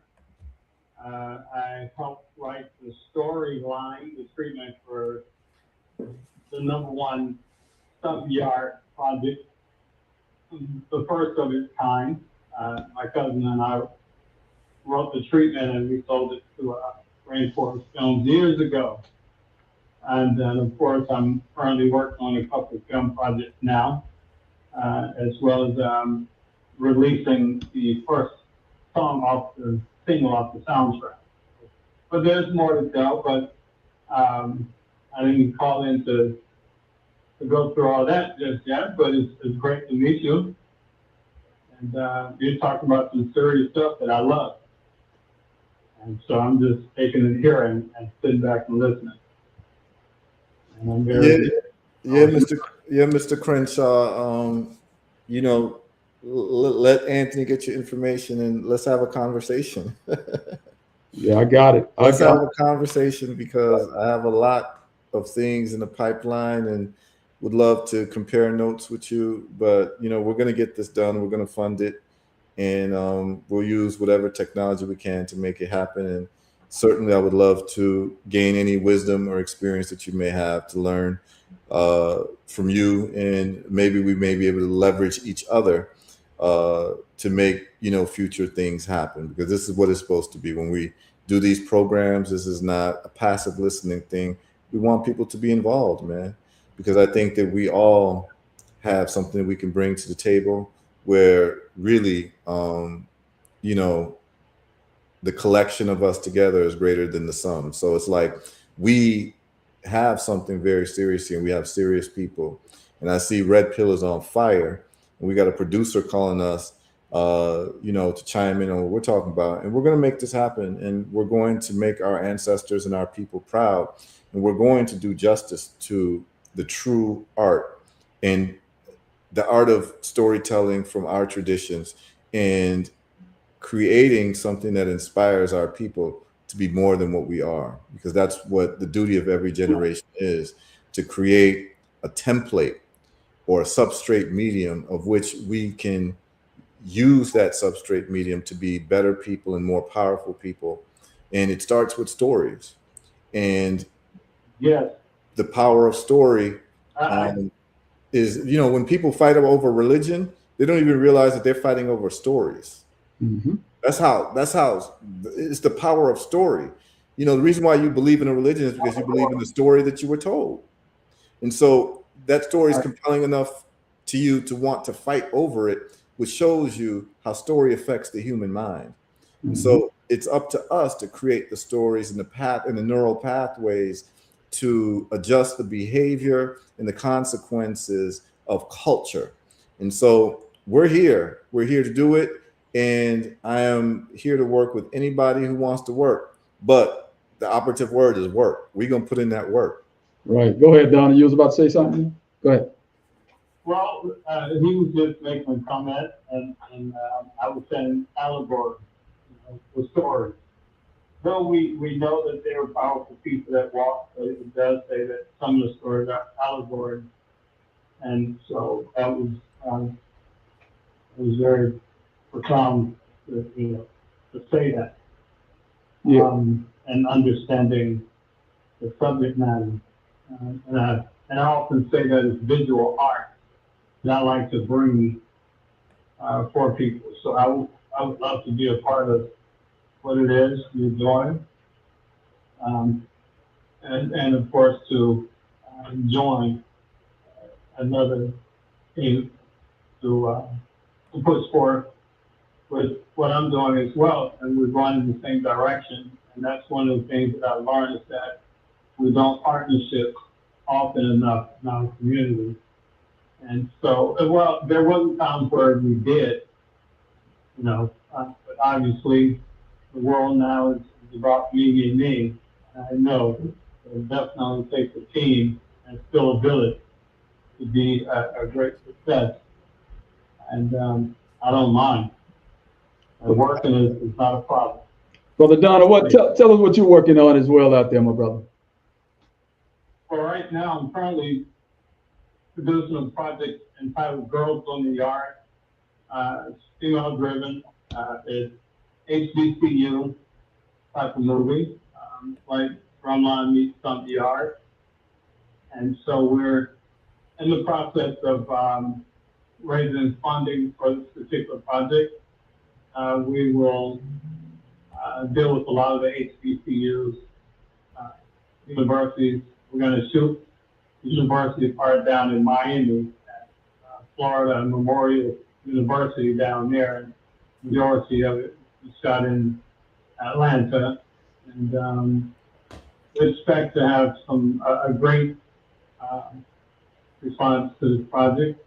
Hopefully, we feel like a movie like this will help a lot of people enroll again, just as they did with Some DR and Drumline. So it's been a long time since there's been a culture movie like this. And of course, we are tapping in on history on this project as well. You know what I mean? And it's given us an opportunity to kind of, it's a pen and paper. You get to write a lot of the things and drop some jewels in to bring some awareness to things that you're talking about.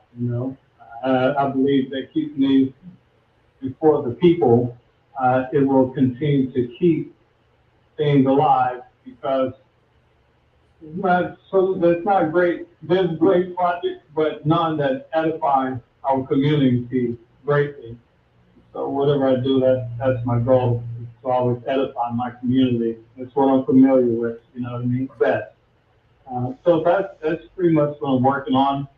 And again, releasing the soundtrack, a single from the soundtrack, which is called Fed to the Funk. And the duo group is called Captain Funkenstein and Dr. Wizard. And I myself, I spend quite a bit of time around Parliament, so it was just, the funk was just in me, you know what I mean? And just telling great culture stories. And the other one that really got me is what you were talking about earlier. I've been working on the Willie Lynch project, not so much dwelling on Willie Lynch, but because we know those activities did take place, but they say the story is controversial, and so sometimes that's not a bad thing, but I want to make sure I have all my I's dotted and T's crossed in the history of telling this story. And it's a lot more than just the subject title. When it comes to the story, people know the Willie Lynch letter, but I'm going so far deeper than that. And because we were talking about the pyramids, Giza, and all that stuff, I want to be able to, I'm taking it back.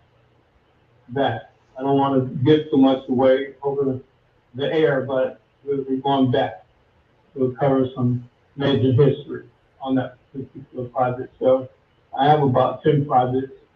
We just finished premiering Joshua with the Hebrew cast, all Hebrew cast. However, we did that through AI generated, and it came out very well.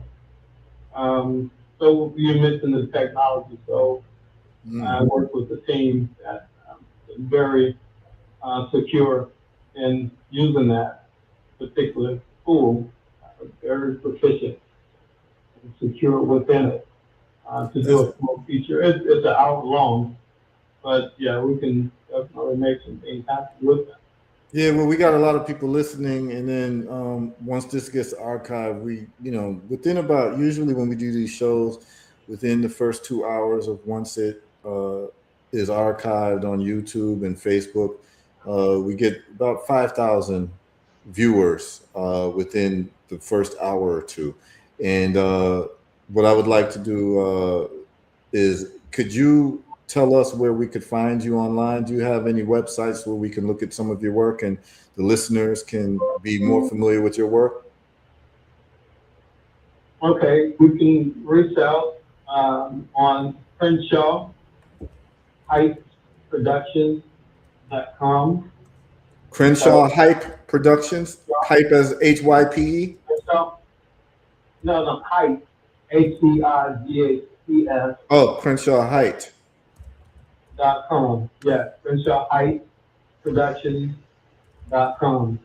Okay, I'm going there right now. You can see a listing of the movies that we aspire to shoot. I'm there right now. We shot, we shot some footage, some trailers years ago. And in our community, sometimes it's hard to raise funds to start movies. We desire great content, but it's not always easy to get those investors to come forward. And of course, distribution is easy. Of course, I have worldwide distribution also. But there's digital. So with the movie Girls on the Yard, we're talking about 107 HBCUs that will be directly marketing to it.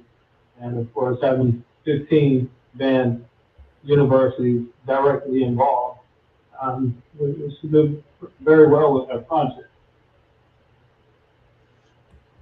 Okay, I'm on your website right now. I'm just going to share it with people for them to see the reality of what you're talking about. And this is it, CrenshawHeightProductions.com. I'm on client reels, so people can look at some of the work, and I'll be looking at some of the work that you've done, and I'll be contacting you, Brother Crenshaw, so that we can see how we can leverage each other to fulfill the mission that we have. So this is great. I'm glad that you called in. This is exciting, and this is what happens when you do these types of shows. Who knows? A movie producer can call in and say he's interested in what we're talking about, and we can take things further. But I would say that this is probably a historical moment for the listeners. Yes. You all and the watchers, you all have been able to see the beginning seeds planted for this project, The Clairvoyant, and how we're going to make it happen so that it can be a roadmap for you all to be able to do the same thing. Yes. So that's the whole purpose, is we want to be able to create roadmaps, because we ain't going to be here forever, but we will be here forever if we do create roadmaps that people can follow to recreate our successes. Yes, indeed. And these roadmaps, ladies and gentlemen, are being built in real time. The technology is brand new. So the roadmaps are subject to change. The roadmaps are original. The roadmaps are basically brand new, so we are going to show you in real time the power of collaboration. And it's ironic that we're having this conversation on Wealth Results, what I call Wealthy Results Wednesdays, because the IP from making a film, right? I just want to break down what it looks like, okay? Because I'm talking to my future angel investor, Brother Heru. You know what I'm talking about? Mm-hmm. Because the brother is very wise in his investments. And to be honest with you, there's no better investment that you could put your funds or your investment funds into other than AI film right now. Mm-hmm. It clears multiple income streams, and I'll just break it down for you real quick for everybody in the building listening. But I could do better. I could actually pull something up while I break it down to give the family some idea about what I'm talking about, right? Mm-hmm. So this is basically this would be the back page of one of my asset portals, Higgsfield. Are you sharing that? Do I need to share that? Yes. Okay. Higgsfield is the platform that I use right now, but I use multiple platforms, right? That's it right there? Yeah, I use about 5 different platforms that I generate my assets, right? When these assets are stitched together with the story, you now find yourself with an episode. Episodic series, vertical soaps are the future, right? They're no longer 2-hour movies are no longer the modus operandi to basically generate a recurring income. 50 parts of a series is what they're looking at right now. Issa Rae, all right, our sister Issa Rae, who pioneered original content on YouTube and then went over to HBO with Insecure. She just did 75 million views on a vertical soap, on basically what they call vertical soaps or short form content. That's the new that's what they canceled all of the reality shows, by the way. They canceled all of the reality shows. You're no longer going to be seeing Love and Hip Hop. You'll be seeing reruns of it, but all of those shows got canceled by Paramount, and they're going to vertical soaps now. They're going to these quote unquote 100-part series, 50-part series. So with an AI film, you have multiple income streams. First, you have the film. The film is funded by the people. The people now get a chance to get a return on their investment by collectively being a part of the funding and whatnot. Whatever the agreement is whatever the agreement is to investors, you'll basically have shares, and that will be able to, there'll be a percentage that's agreed upon. Then outside of that, you have about 7 ways to monetize your quote unquote footage, or 7 ways to monetize your film on streaming platforms like immediately. So you could get monetized on IG or Meta. You could get monetized with Google. You could monetize, you'll be able to monetize you'll be able to tap into publishing and licensing, you know what I mean? BMI and everything. You'll be able to create what is known as sync, right? You'll activate your sync. So if you are an artist, or if you know artists, or if you have artists that are quote unquote in your family and whatnot, if you own someone's catalog, if you have a catalog, now your music is a part of the soundtrack, and your music is inside of the film, and your music is the intro and the outro. So all of those spins are being added up as well. Then you have product placement. So instead of putting Pepsi Cola in the movie, we're going to put the plethora of melanated brands that are out there who are not selling products to kill people. They're actually selling products to heal people. Okay. We start pushing those to the front. We build films and stuff around products, or we build films around people who have created products. By telling their story, they add value to not only them, but to their brand, thus pushing their product further into the market and whatnot on a global scale, that is, because we're talking about being able to translate our films into all languages. You feel me? Absolutely. Same, yeah. And I'll go ahead. I'm sorry. No, you got it. You're right. We also have to talk about the idea of merch, right? Now, merch is a multi-billion-dollar, damn near trillion-dollar business that is only getting more easier by the day. Okay. I'm gonna take them down a little rabbit hole real quick with these videos. I'm gonna just show them some of the advances in terms of right there. Yeah.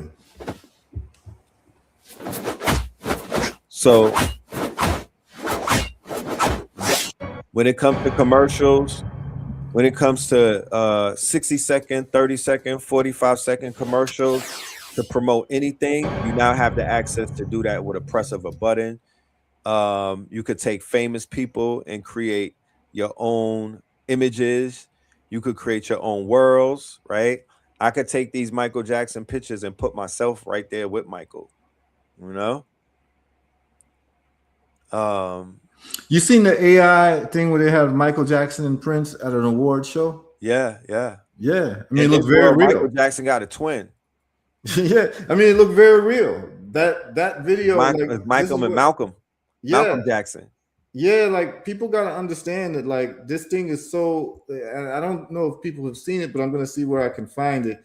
But literally, it's a video of done completely by AI, and this is how we can do film. So I'm gonna give people some type of sense of where the AI production is at right now. That we can do this for ourselves and tell our own stories, and people are doing it now, and it just needs to be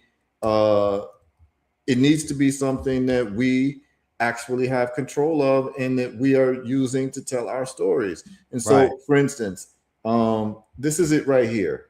I'm gonna show you all, and I'm going to show you all this, and this was done by AI. Okay, some people have seen this, some people have not, but this is exactly what Brother Red Pill is saying. But I'd like to show and prove here. Let me just do this right now. I'm just going to share this with y'all. Check this out, y'all. This is done by AI. Can y'all see this? Yep. Okay, let me know if you can hear it. Can you hear it? Yep. Okay, so I'm going to start it over, and I just want y'all to check this out. This is all done by AI. Welcome back to the Legacy Honors. And now, it's time to present our final award of the night. And the winner is Michael Jackson.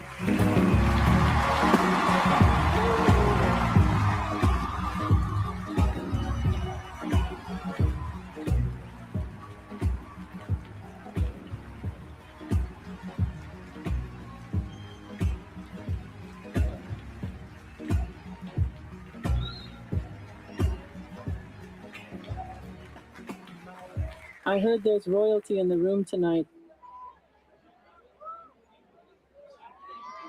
But what's a prince to a king? Okay, you all saw that. Yes, That was done by sir. AI. So what we just saw, ladies and gentlemen, is the highest form of, visualization that we all can do. That was a posthumous video of some of the greatest stars that are ancestors now, right? Reimagined in a reality or in a dimension or in a multiverse where they are still alive, which they basically are. They're still alive in our minds. They're still alive on the radio. They're still alive. So why wouldn't they come to life even more through visuals where you know what I mean? Where they're still enjoying their life, where they're still living on. Right. So But here's the deal with that though. Yes. If we're at the stage where we're able to create photorealistic depictions of entertainers who died and have them prompt words and say things and use their voices and anything, what could we do for the Haitian Revolution? Oh man. Jean-Jacques Dessalines. Yes. Boukman. Yes. Makanda. Yes. You see, Pharaoh Zoser, third dynasty, Imhotep. So they need an award show. Well, not an General. award show. We can tell the story. So we've seen things like Braveheart, Yes. where Mel Gibson talks about his people, the Scottish They people. romanticize his people, right? Yes, and William Wallace and all that. There is now nothing stopping us, and I'm telling you, I'm going to take this upon myself. This is my bucket list item in terms of what I'm going to do in films. I am going to create an AI series that is photorealistic on the Haitian Revolution, and it's going to be told the right way. Right. It's going to be told, and it's going to be told as a series.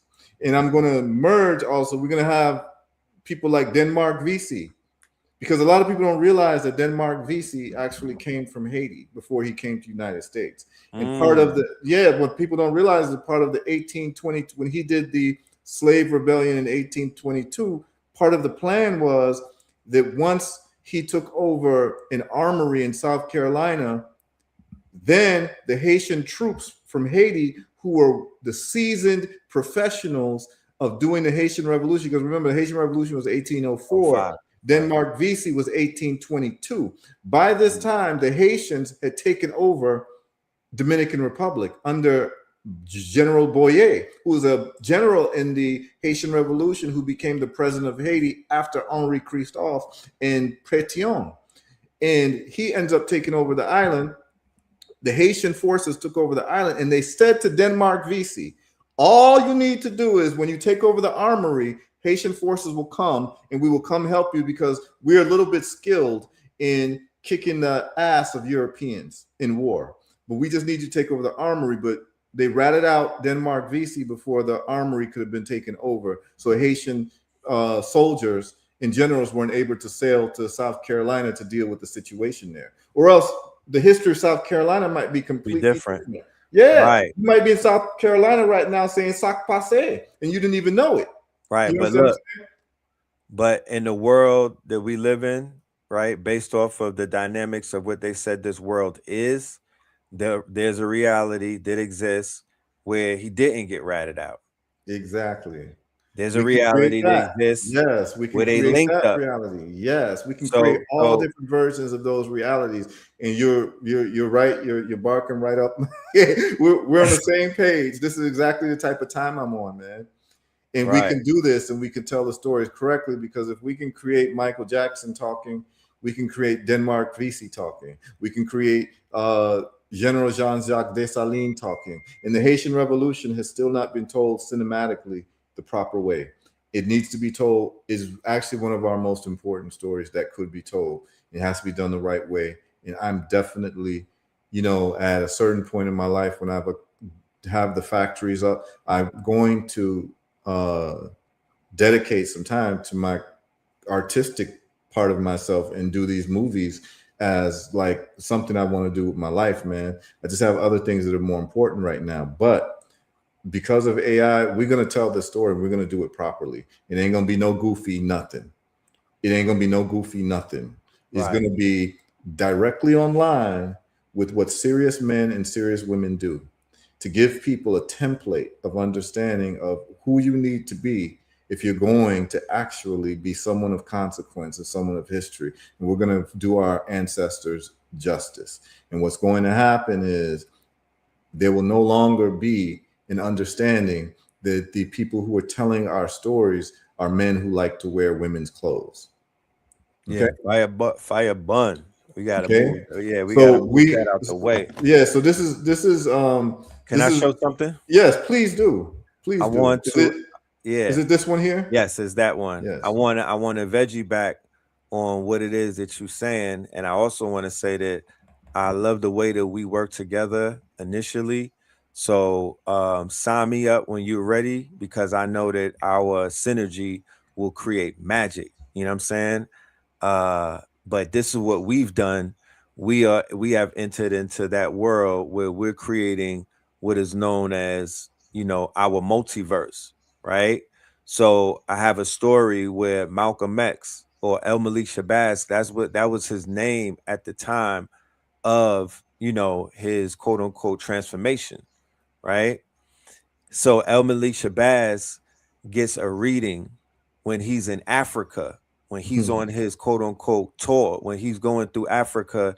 He runs into a shaman, for that matter, who gives him not only a reading, but allows him to see a vision of him being assassinated in New York.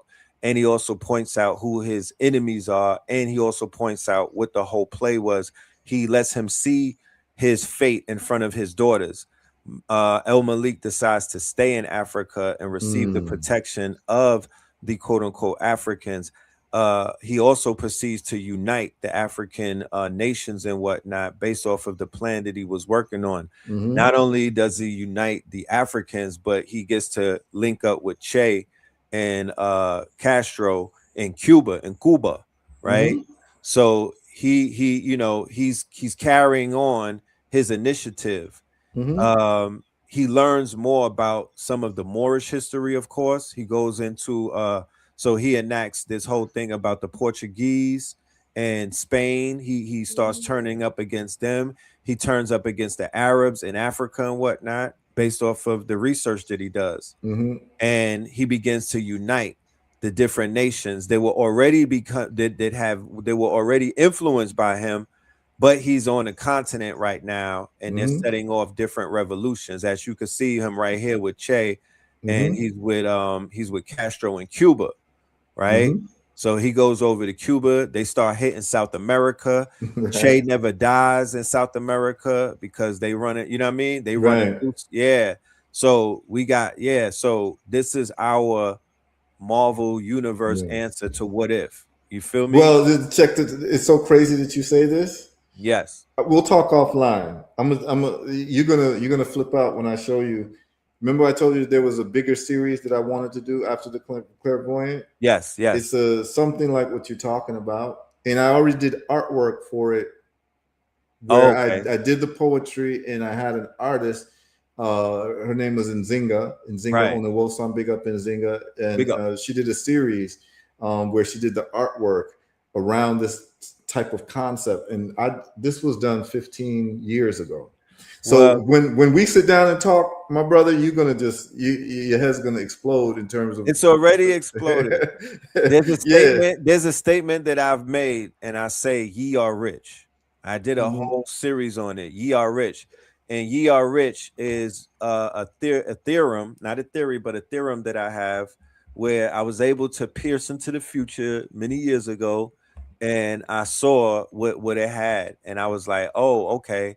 So when they say the data is gold, and when they say the data is the new oil, what they really are saying, ladies and gentlemen, in so many words, we might not realize that back then, but we could see it now. What they mean by that is what you wrote 20 years ago, what you wrote 15 years ago, what you wrote 10 years ago, all the way down from your songs to what you have in your notebooks, the concepts that you were initiating in your childhood, right? Going back to when, because I grew up with people before they got into the streets, they were making comic books in their homes and whatnot because we were influenced by the comics. We were influenced by Saturday cartoons. We were influenced by the beginning of the Nintendo era, the rise of the video games. But before the video games, we were playing arcade games.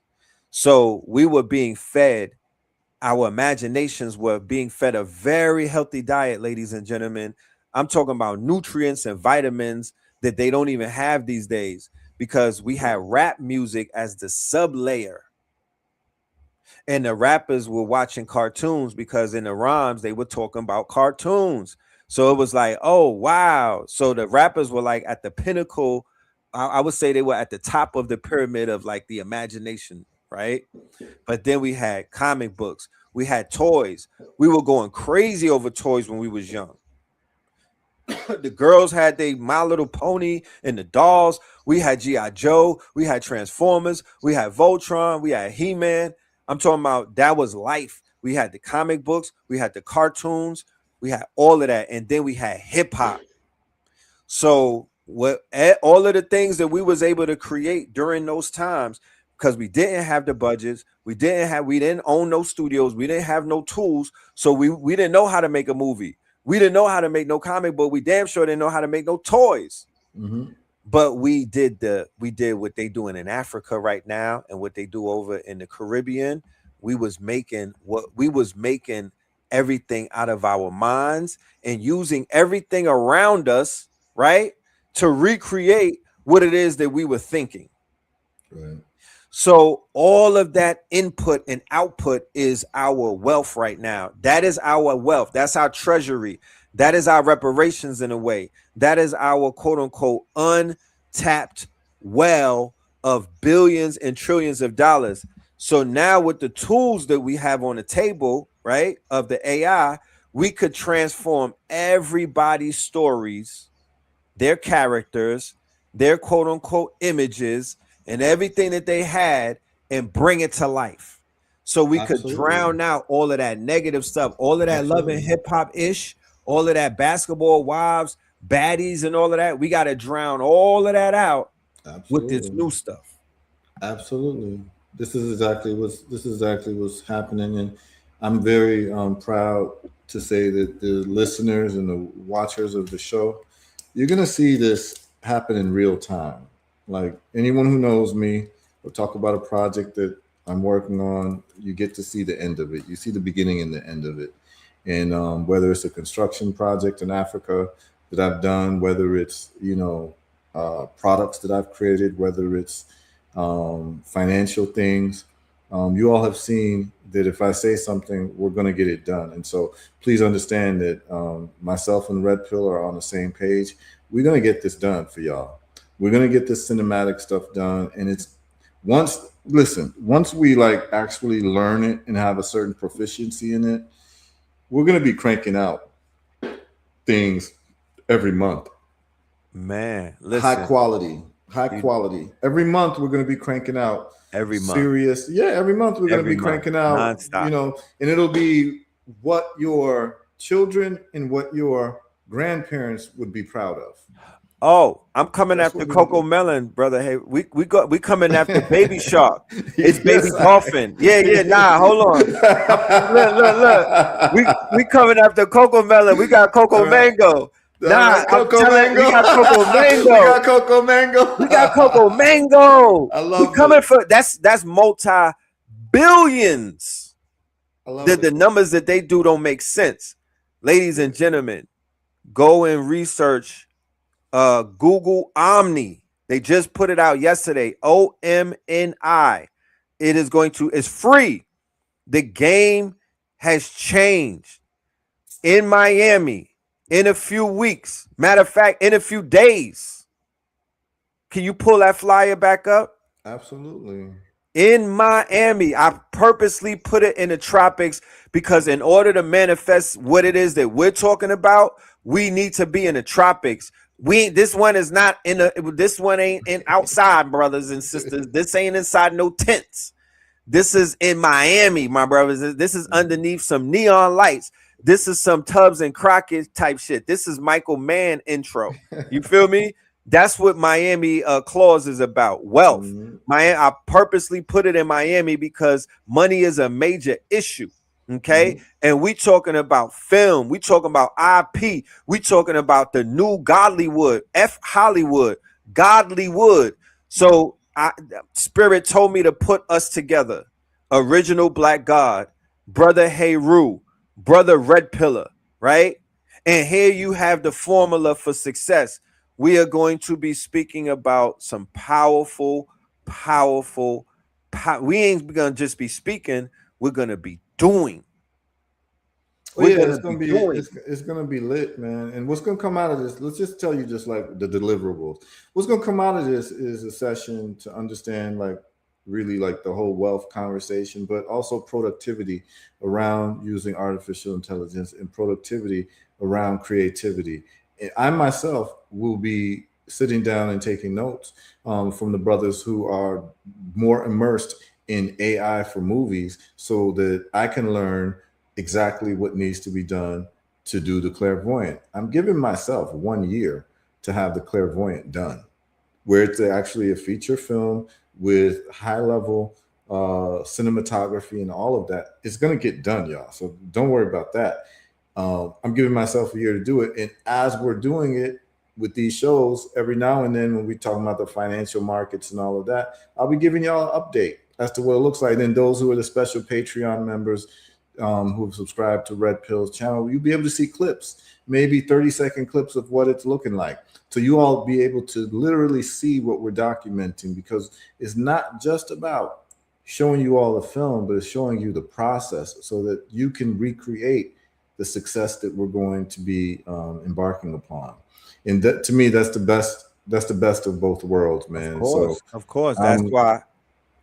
I'm sorry. I get it. No, go ahead. No, man. I promote over the shoulder, teach. That's why we're doing boot camps now and not lectures and not even workshops. We're moving into the boot camps because I do over the shoulder teaching now, meaning that I'll stand right there with you and build with you, or you'll stand right there and see me do it, and then you'll do it.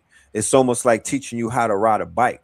Once you start pedaling them and that wheel and everything locks in and you take off, now you know how to ride a bike. There's no more, yo, teach me how to ride a bike again. Right. Once you get on that pedal and taste that road, you know how to ride a bike. Once you make one clip and you understand that it takes multiple clips to make a scene, and it takes multiple scenes to make a act and whatnot, and it takes 3 acts to make an actual film, then you got it. Mm-hmm. So in Miami, we are going to walk away. The deliverables will be everybody that's tapped in. You could be tapped in online. Let me put this Eventbrite on the screen real quick as we speak about this, because I don't want anybody to miss out on the opportunity to get your ticket and be in the building. It's limited in real life because we don't want to have a lot of we want to be focused on the people that are in the building and give you our undivided attention. You know what I'm saying? So it's very important that everybody is, given the time that they need. This right here, this right here, ladies and gentlemen, because I was like, dag, I hear Heru. I said, I realized Heru didn't even see the brother Original Black God's work. No, I haven't. I was like, I said, let me sit back and light one up and just watch the brother's face while he sees this brother's work and whatnot. That goes for everybody in the audience and whatnot. So what Miami Clause is ultimately going to be a 72-hour boot camp that's also going to launch the campaign, the campaign to start this film that our good brother Heru is talking about that he wants to do. We're going to start the funding of this film at the Clause event. I want to stay here. Yeah, absolutely. And what I'll do is this is what I'll do for people. I'm going to bring copies of the screenplay in the book form for people for free. Where are we supposed to go? And y'all, you know, who the people who attend the Clause event, you'll have the screenplay. You all can read it and just understand what we're about to do. Right. Let's go down this memory. Let's go down this. This is the new face of cinema, ladies and gentlemen. This is how you use AI responsibly, ladies and gentlemen. This is what keeps them up at night and they're scared of, ladies and gentlemen. This is what they don't want you to know and don't want you to do, but they can't stop it, okay? This is how we spend our time. So this is done by AI? Tell them we're family. Yeah, this is all AI. Okay, play that again. Where are we supposed to go? Back to where you began. The Caucasus Mountains. Build something better there. Daddy, I don't want to go to the Caucasus Mountains. I want to stay here. You are ordered to evacuate peacefully. The mountains await your rebuilding. This is a troglodyte we're dealing with. James, they said we gotta leave tonight. They're taking us to the mountains. Tell them we're family. Please, James, they said we gotta leave tonight. They're taking us to the mountains. Tell them we're family. I don't want to go to Caucasus Mountains. I want to stay here. All Caucasoid partners report to processing. Repeating. She's my family. You can't decide who I love. Move them now. You leave tonight to the Caucasus. Every American citizen of European descent will be relocated. They can't really do this, can they? For the sake of this nation, they will go. And they will endure. This is viral on X. I think Elon Musk retweeted it. We survive. We never meant no harm. Then you should have said something when harm was done. We had to flip it, ladies and gentlemen. This is a movie theater that we're taking you through. I hope you're watching this on a big Before they bleached the bloodline in the Meiji era, you had the Kuro, the Black Kings. Oh, this is the new form of documentary. Look it up. Kuro means black, means king. Same word they use now for black paint. It used to mean us. Ever heard of the Joman? The people with thick hair, dark skin, and broad faces? Those were the original islanders. Every archaeologist worth their student loans knows it. The bones don't lie, but the university paycheck do. Check the Tohoku University digs. They literally found afro-textured hair impressions in ancient pottery. Receipts, baby. Then you had the Satsuma and Ryukyu nobles down in Okinawa, darker than half your cousins on funeral day in July. They traded with Africa and Indonesia. Evidence in J.A. Rogers' Section Race and Sabatino Mascati's World of the Phoenicians proves the original Greeks were melanated Peloponnesians and Macedonians, vassals of the Moorish Carthaginian Empire. The Greeks we read about in textbooks were actually the Minoans, Etruscans, and Macedonians, groups that were ethnically indistinguishable from the Moors of America. So-called Black Americans built Greece and Rome before being bleached out. The original Greeks were melanated Peloponnesians and Macedonians, vassals of the Moorish Carthaginian. So for all of my homeschoolers, here is the solutions right here. We already done it. Ye are rich. Ye are rich. The work has already been done. Dr. Ben, all of the books that Dr. Ben wrote could be reinterpreted and turned into screenplays and scripts. They could turn into series and docuseries. Ivan Van Sertima, Dr. Ivan Van Sertima, Dr. John Henry Clark. Some of the ISIS papers could be turned into a series now. Etruscan, which is Roman. All that is black. Bobby Hemmett's lectures turn into film now. The Mesopotamians, the Akkadians, the Phoenicians. You make sure that the person in front of you that's walking by don't have so. That's Azazil's voice. Azariah is an ancestor now, but this is how we bring our master teachers back. Somebody in a wheelchair and you're gonna just start walking right behind them? That's energy. Everything is energy. That's what we dealt with. Don't let the eyes deceive you. That's what eyes are known for. The thoughts of the people on a certain frequency protect New York, okay? Protect certain areas of New York. You know, just having a certain person around you protects you. You understand? If you're in a crowd of people, so there's this certain protection based on the energy of the people in that particular place. Long before Columbus touched the Atlantic, Black indigenous tribes were here in Louisiana, keeping their own nations alive. It looks like it's all AI, but the brother knows how to filter it to make it look like news. This is art in real time, ladies and gentlemen. This is how we turn things around. I want to have a World Star hip hop aggregator site where we're playing all of these AI films that we're making. All of these clips have a home and they're being streamed, and it's like a YouTube and whatnot. So we're working. And then when we go to Miami, we'll show you what we're working on, because we're not just talking about it. We really building stuff and we really doing it. Dresses on, and when the Black woman who is bigger come and see that, they feel ugly. This is what we're dealing with. You think it's deliberate? 100% is engineering shame. Your body morphing and plastic surgery are efforts to make all women look like the Babylonian goddess Semiramis or Ishtar. This includes big fake breasts, fake hair, big eyelashes, and big hips. It's all Babylonian magic. There's a whole lot of conscious Kardashians walking around famous for doing absolutely nothing. Everybody addicted to gossip, vanity, and attention. Sensational gossip stories instead of information. We could be talking about something that matters, but glamour fuels vanity, the glamour of personal magnetism, the glamour of popularity, and the glamour of love, of being loved. I just want to be loved. The more color you have, the uglier you are, and get in the back of the line. Because that was the most powerful genetic status. And therefore, the more color you could create with your genetics, the greater the threat you were to white genetic survival. Production of melanin at the genetic level is perceived by the white collective as being the greatest threat. That's why it was easier to let Cubans come in than Haitians. too many women are taught a Madonna complex. Millions of Black women cannot find men because they have conditioned our mind that Prince Charming has to be the criteria while you wait on a fantasy version of perfection while overlooking real men standing. Do you know when Black women have children with white men, it actually breaks down the white line?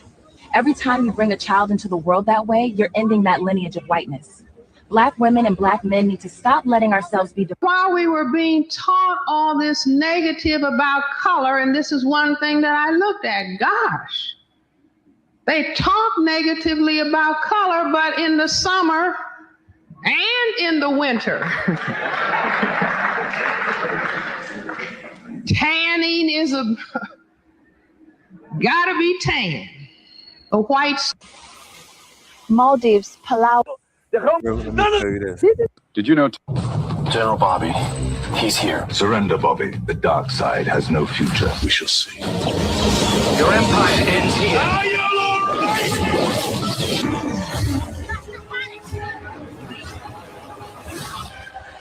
Your humanity is your enemy.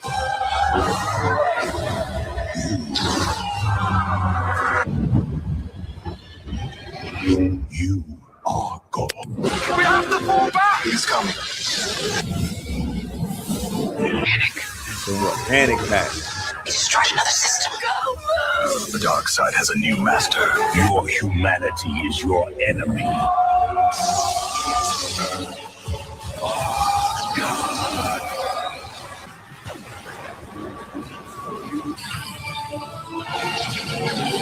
Master Valentine will stand alone. The fortress blocks the sun. if we don't crack its core, the islands are lost? Patience, friend. Feel the tide within you. Yes, Master. Master Valentine, the fleet approaches. Then we meet them with quiet strength. Tide turns. We're not alone on this island. I can feel the echoes in the stone. Balance, child. Breathe with the tide. The sphere claims all. If we shatter its core, the fleet falls with it. The lift that thing could erase the whole ocean. Size is not power. Balance is. The Aether will drown in shadow. Then we shine brighter. We end this tonight.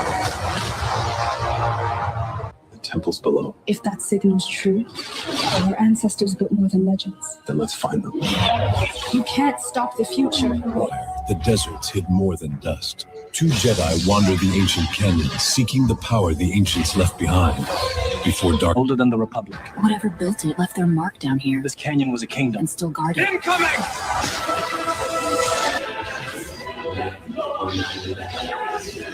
Then we find the key before the Empire does. Boss, the bridge is breaking. Hold on, they're coming around again.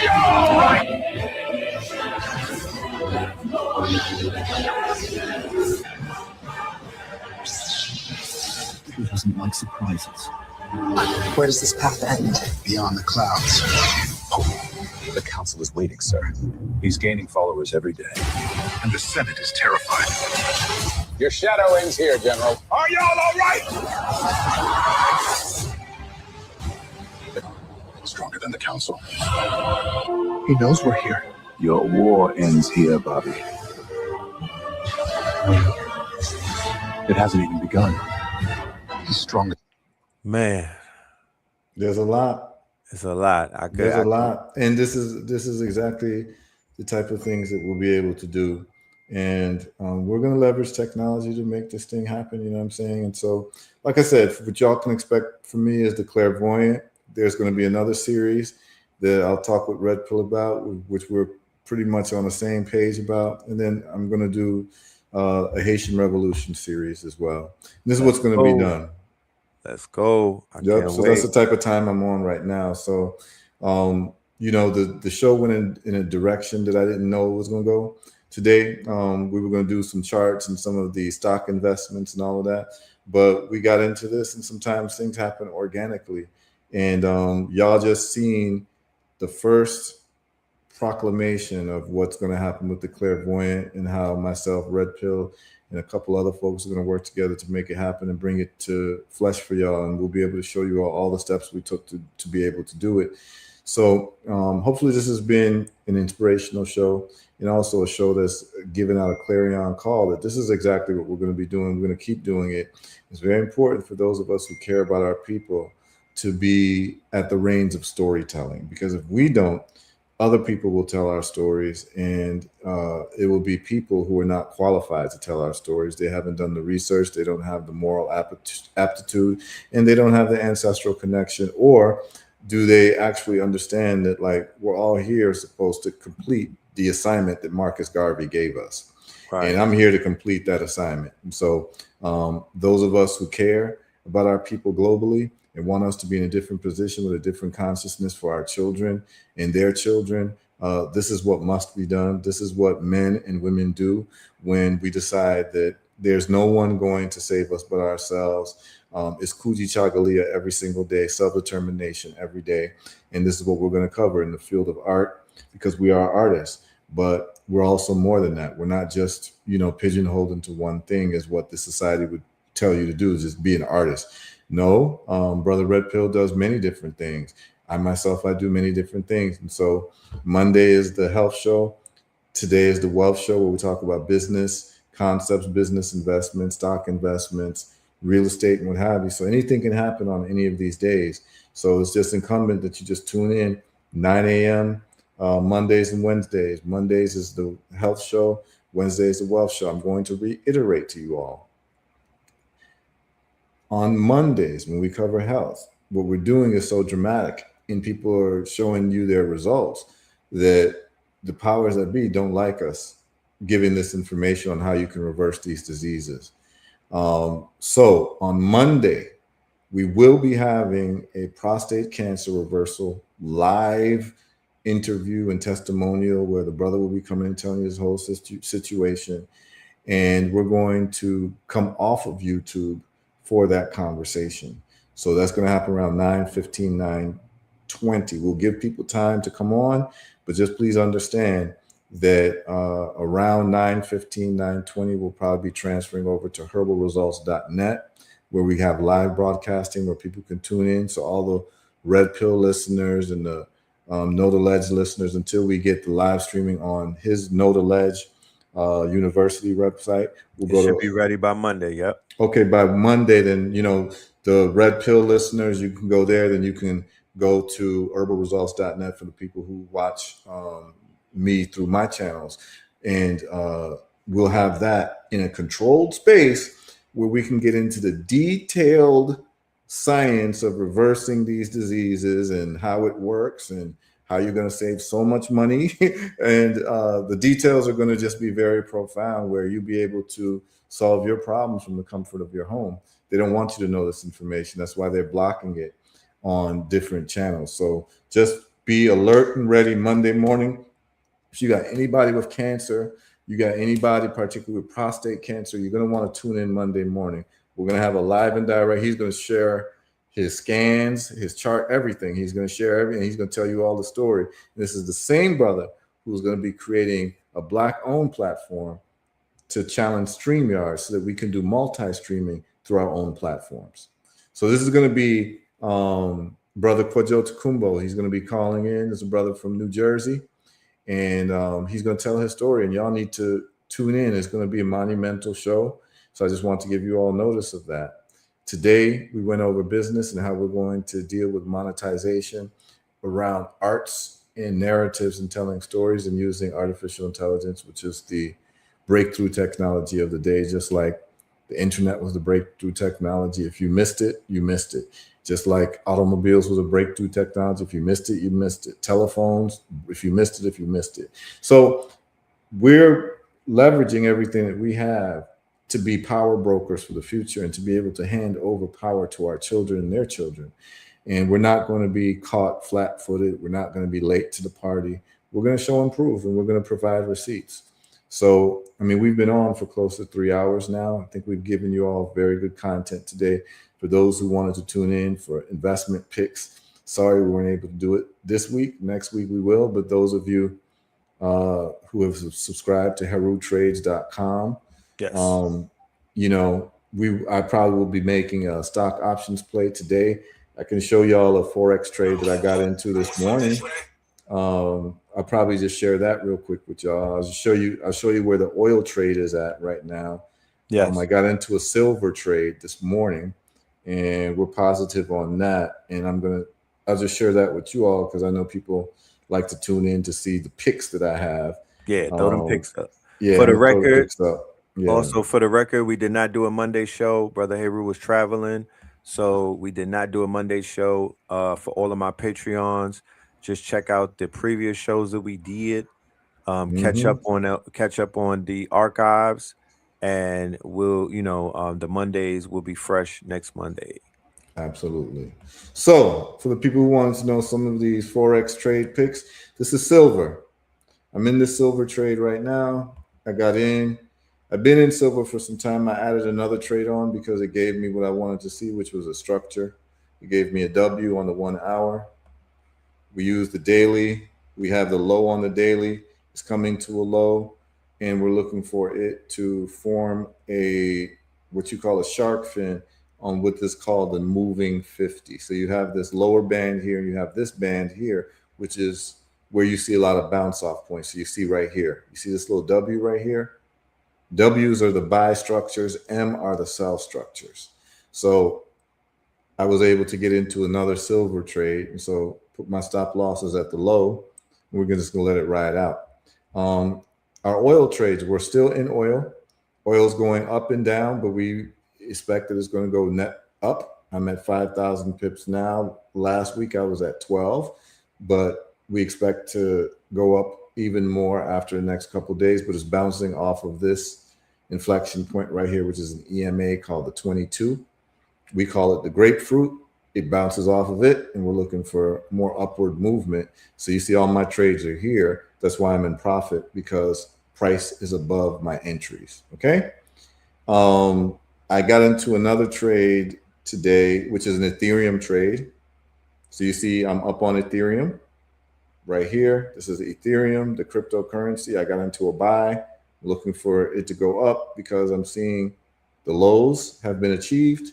Buy low, sell high, first principles thinking. So I got into 2 buys here, looking for it to go up. And then I'm also into, I believe I'm into Great British Pound, Aussie dollar, and Euro Aussie dollar. And I'm seeing a low being achieved here with a buy here, and we're looking for it to go up that way. We'll confirm if I was right next week when we cover these trades again. These are the trades I got into this morning. So I'm just showing you all very quickly. Those of you who are my subscribers on I'll share the website with you all. You'll see the Forex trade posted. I'll probably be getting some options today. And so those of you who are my subscribers on HeruTrades.com, and everyone's been contacting me. People are making double their money in 12 days. They're making good money. Just stay tuned for my subscribers. I'm just going to share with you all the website for those who are interested in following my trades by subscribing. This is the website here, HeruTrades.com.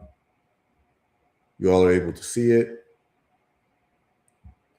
I literally, right when I make my trades, I post it on the website, and you get a push notification on your phone.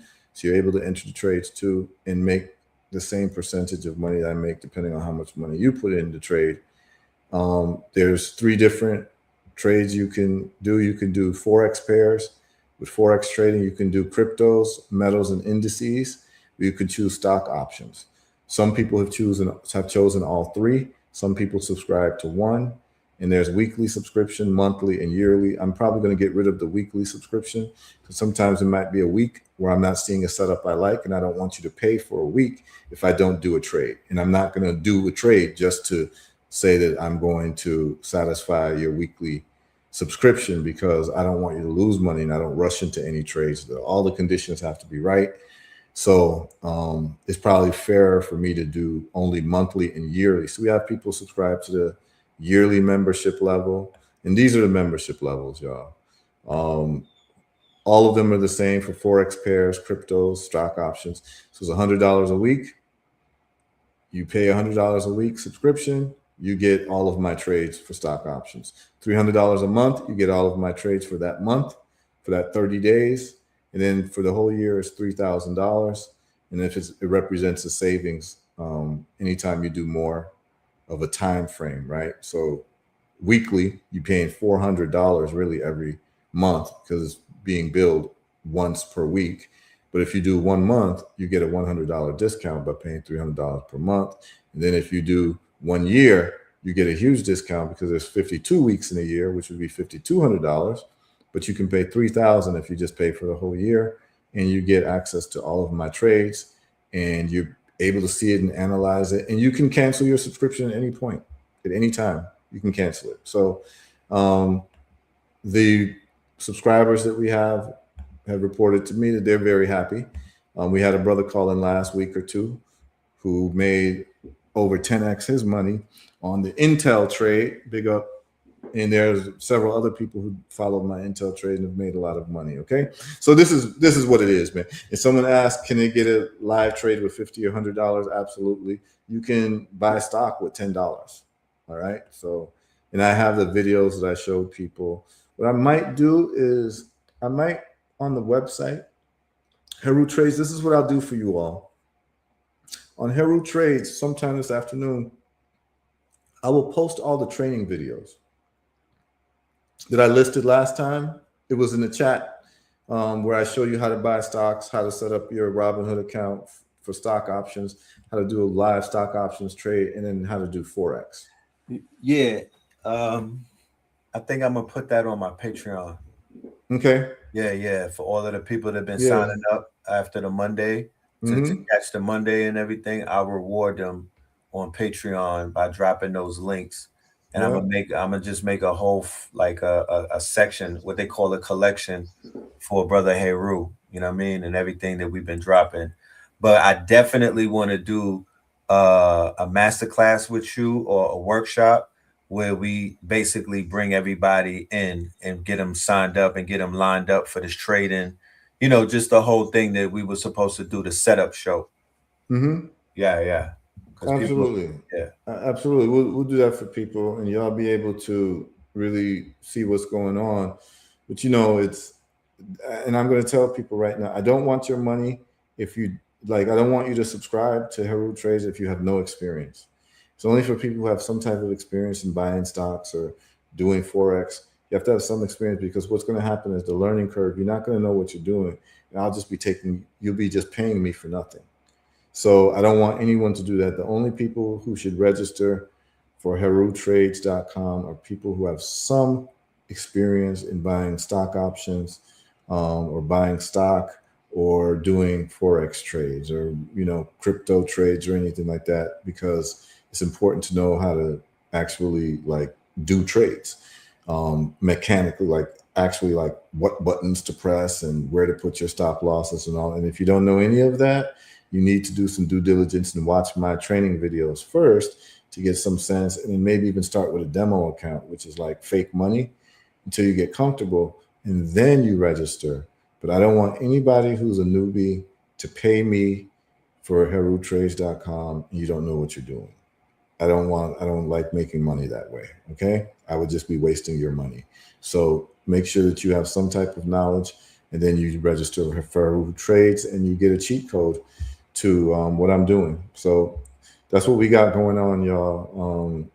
I just showed y'all what trades I'm in Forex. Time is running out. You all already know what I'm in terms of some of these stock options, these oil stock options, the sulfur stock options, and what they're looking like. Many of our people who followed my trades, we've doubled our money in the last week or two. That's just a fact. So, we're going to tune in next week. Monday, we're going to be talking about prostate cancer reversal, real prostate cancer reversal. And then we're going to, with the Herbal Results Protocol, and next week, Wednesday, we're going to chop it up more. Maybe I might even have some things around AI and film that I've already done in the last week that I can share with you all. But Red Pill's going to come in on fire. I'm going to talk to some of these producers. This producer who called in, I'm going to talk to him and see how we can work together, man, because this is important for us to accomplish these tasks, man. I'm gonna rest well tonight, knowing that this process is going to be expedited now that you are inside of it. Absolutely. It's almost like putting an engine inside of a new engine inside of a car. Oh yeah. Kinetic knowledge is about to kick off. Oh, absolutely, man. We're gonna make it happen rather quickly. I like to, I don't like to waste my time, and when I do something, I go hard and just get it done. So we're gonna get it done. And just for you all to know, for a little housekeeping, those of you all who are tuned in, on Saturday, one of the hats that I wear is I am a music selector, particularly for roots reggae music. And we are doing a worldwide fundraiser for Burkina Faso on Saturday. And I've been asked to be the selector.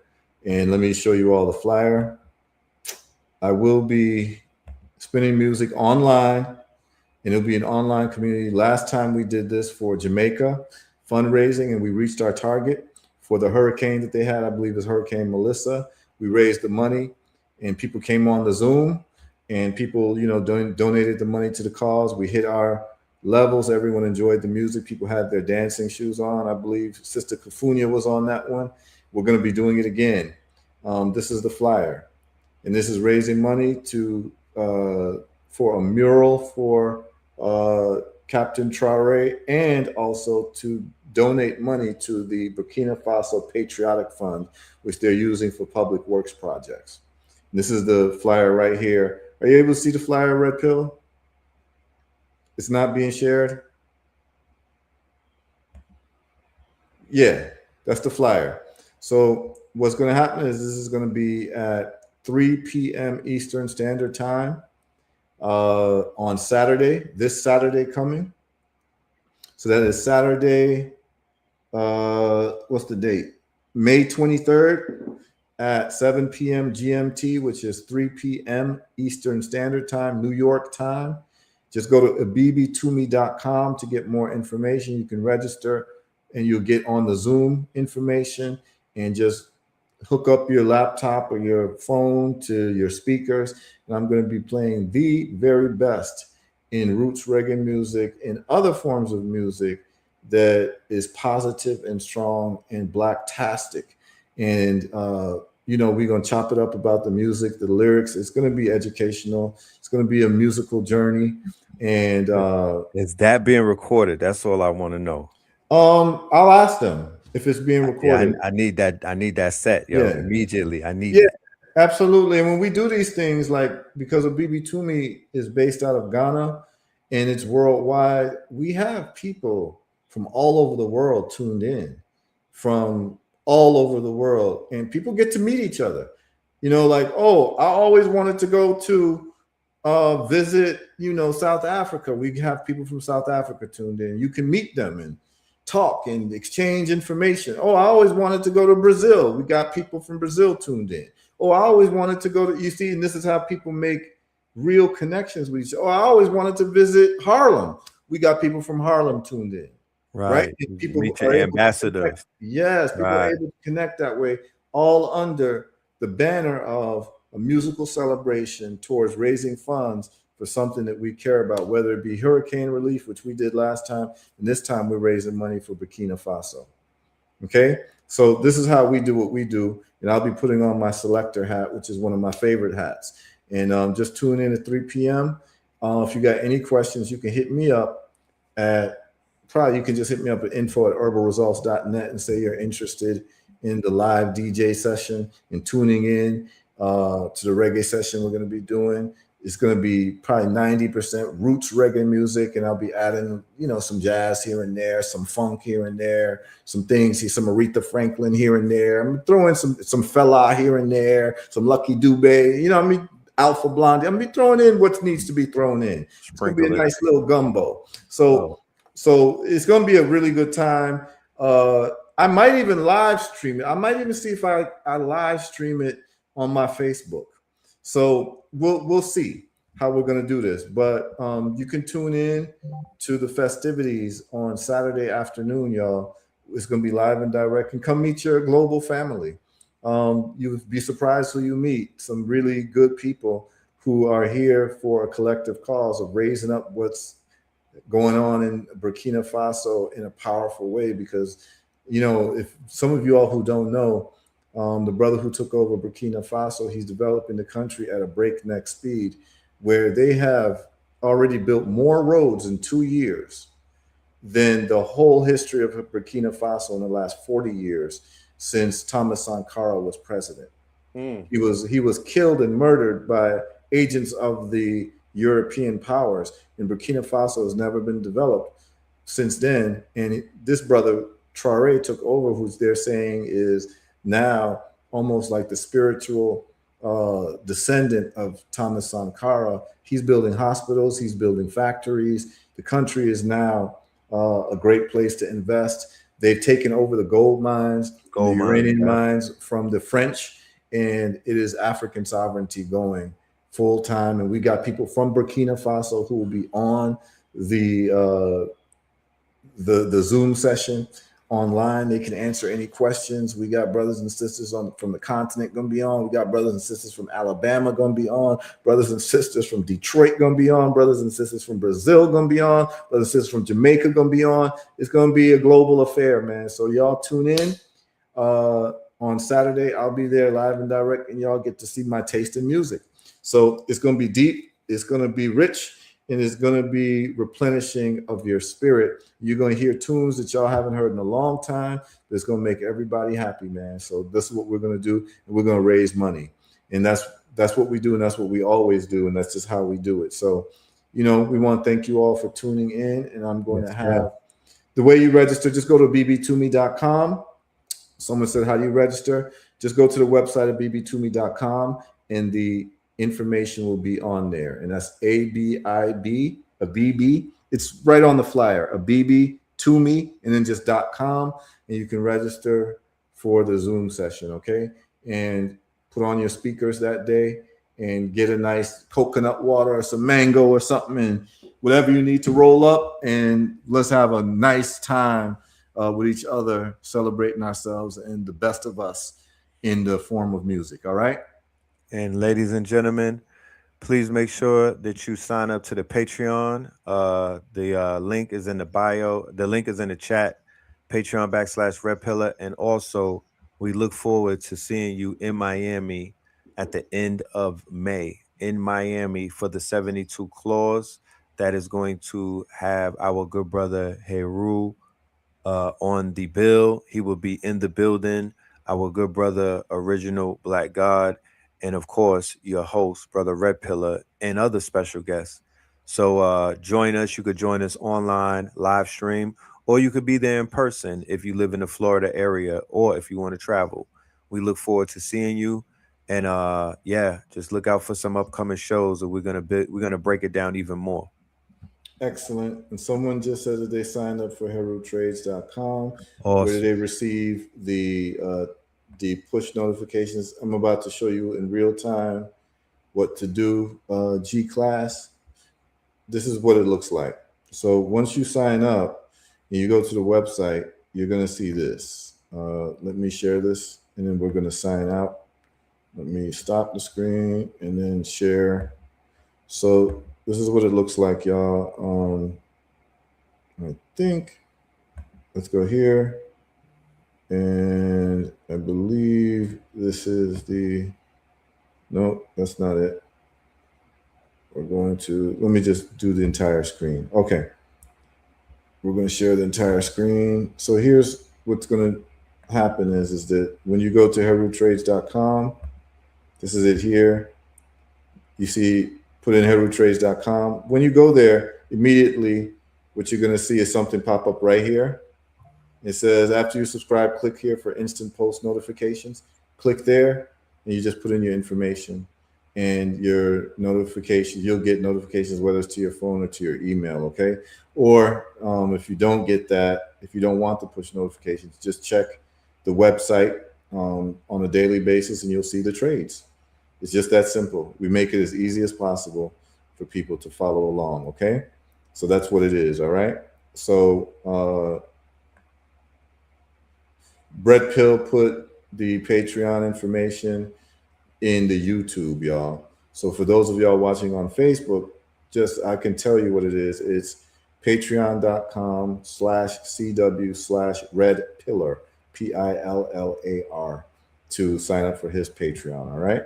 Yes. That's what we're doing. That's what it is. We'll see y'all next Monday for the prostate cancer reversal and going over step by step how it was reversed. And you all are going to be it's going to be a monumental show because a lot of people are suffering from this. And this brother's going to tell you step by step what he did, how he followed the protocol, how long it took for him to get the reversal, and how much money he spent. And it's going to be under $300. So I'm just telling you all that. So it's going to be very interesting on Monday. If you got any family members who've got any cancer issues, you're going to want to tune in on Monday, y'all. Because we're going to go step by step through the protocol, what this brother went through, what the medical system told him and everything. And so it's going to be monumental. So if I don't see you all on Saturday for the Rub-a-Dub session, I'll see you all on Monday for the health and cancer reversal session with prostate cancer. All right. And then we'll be back next Wednesday with Wealth Wednesday. Salute to you, Red Pill. Salute to all your listeners, man. And I look forward to us getting busy. Peace. All right. Bless. All right.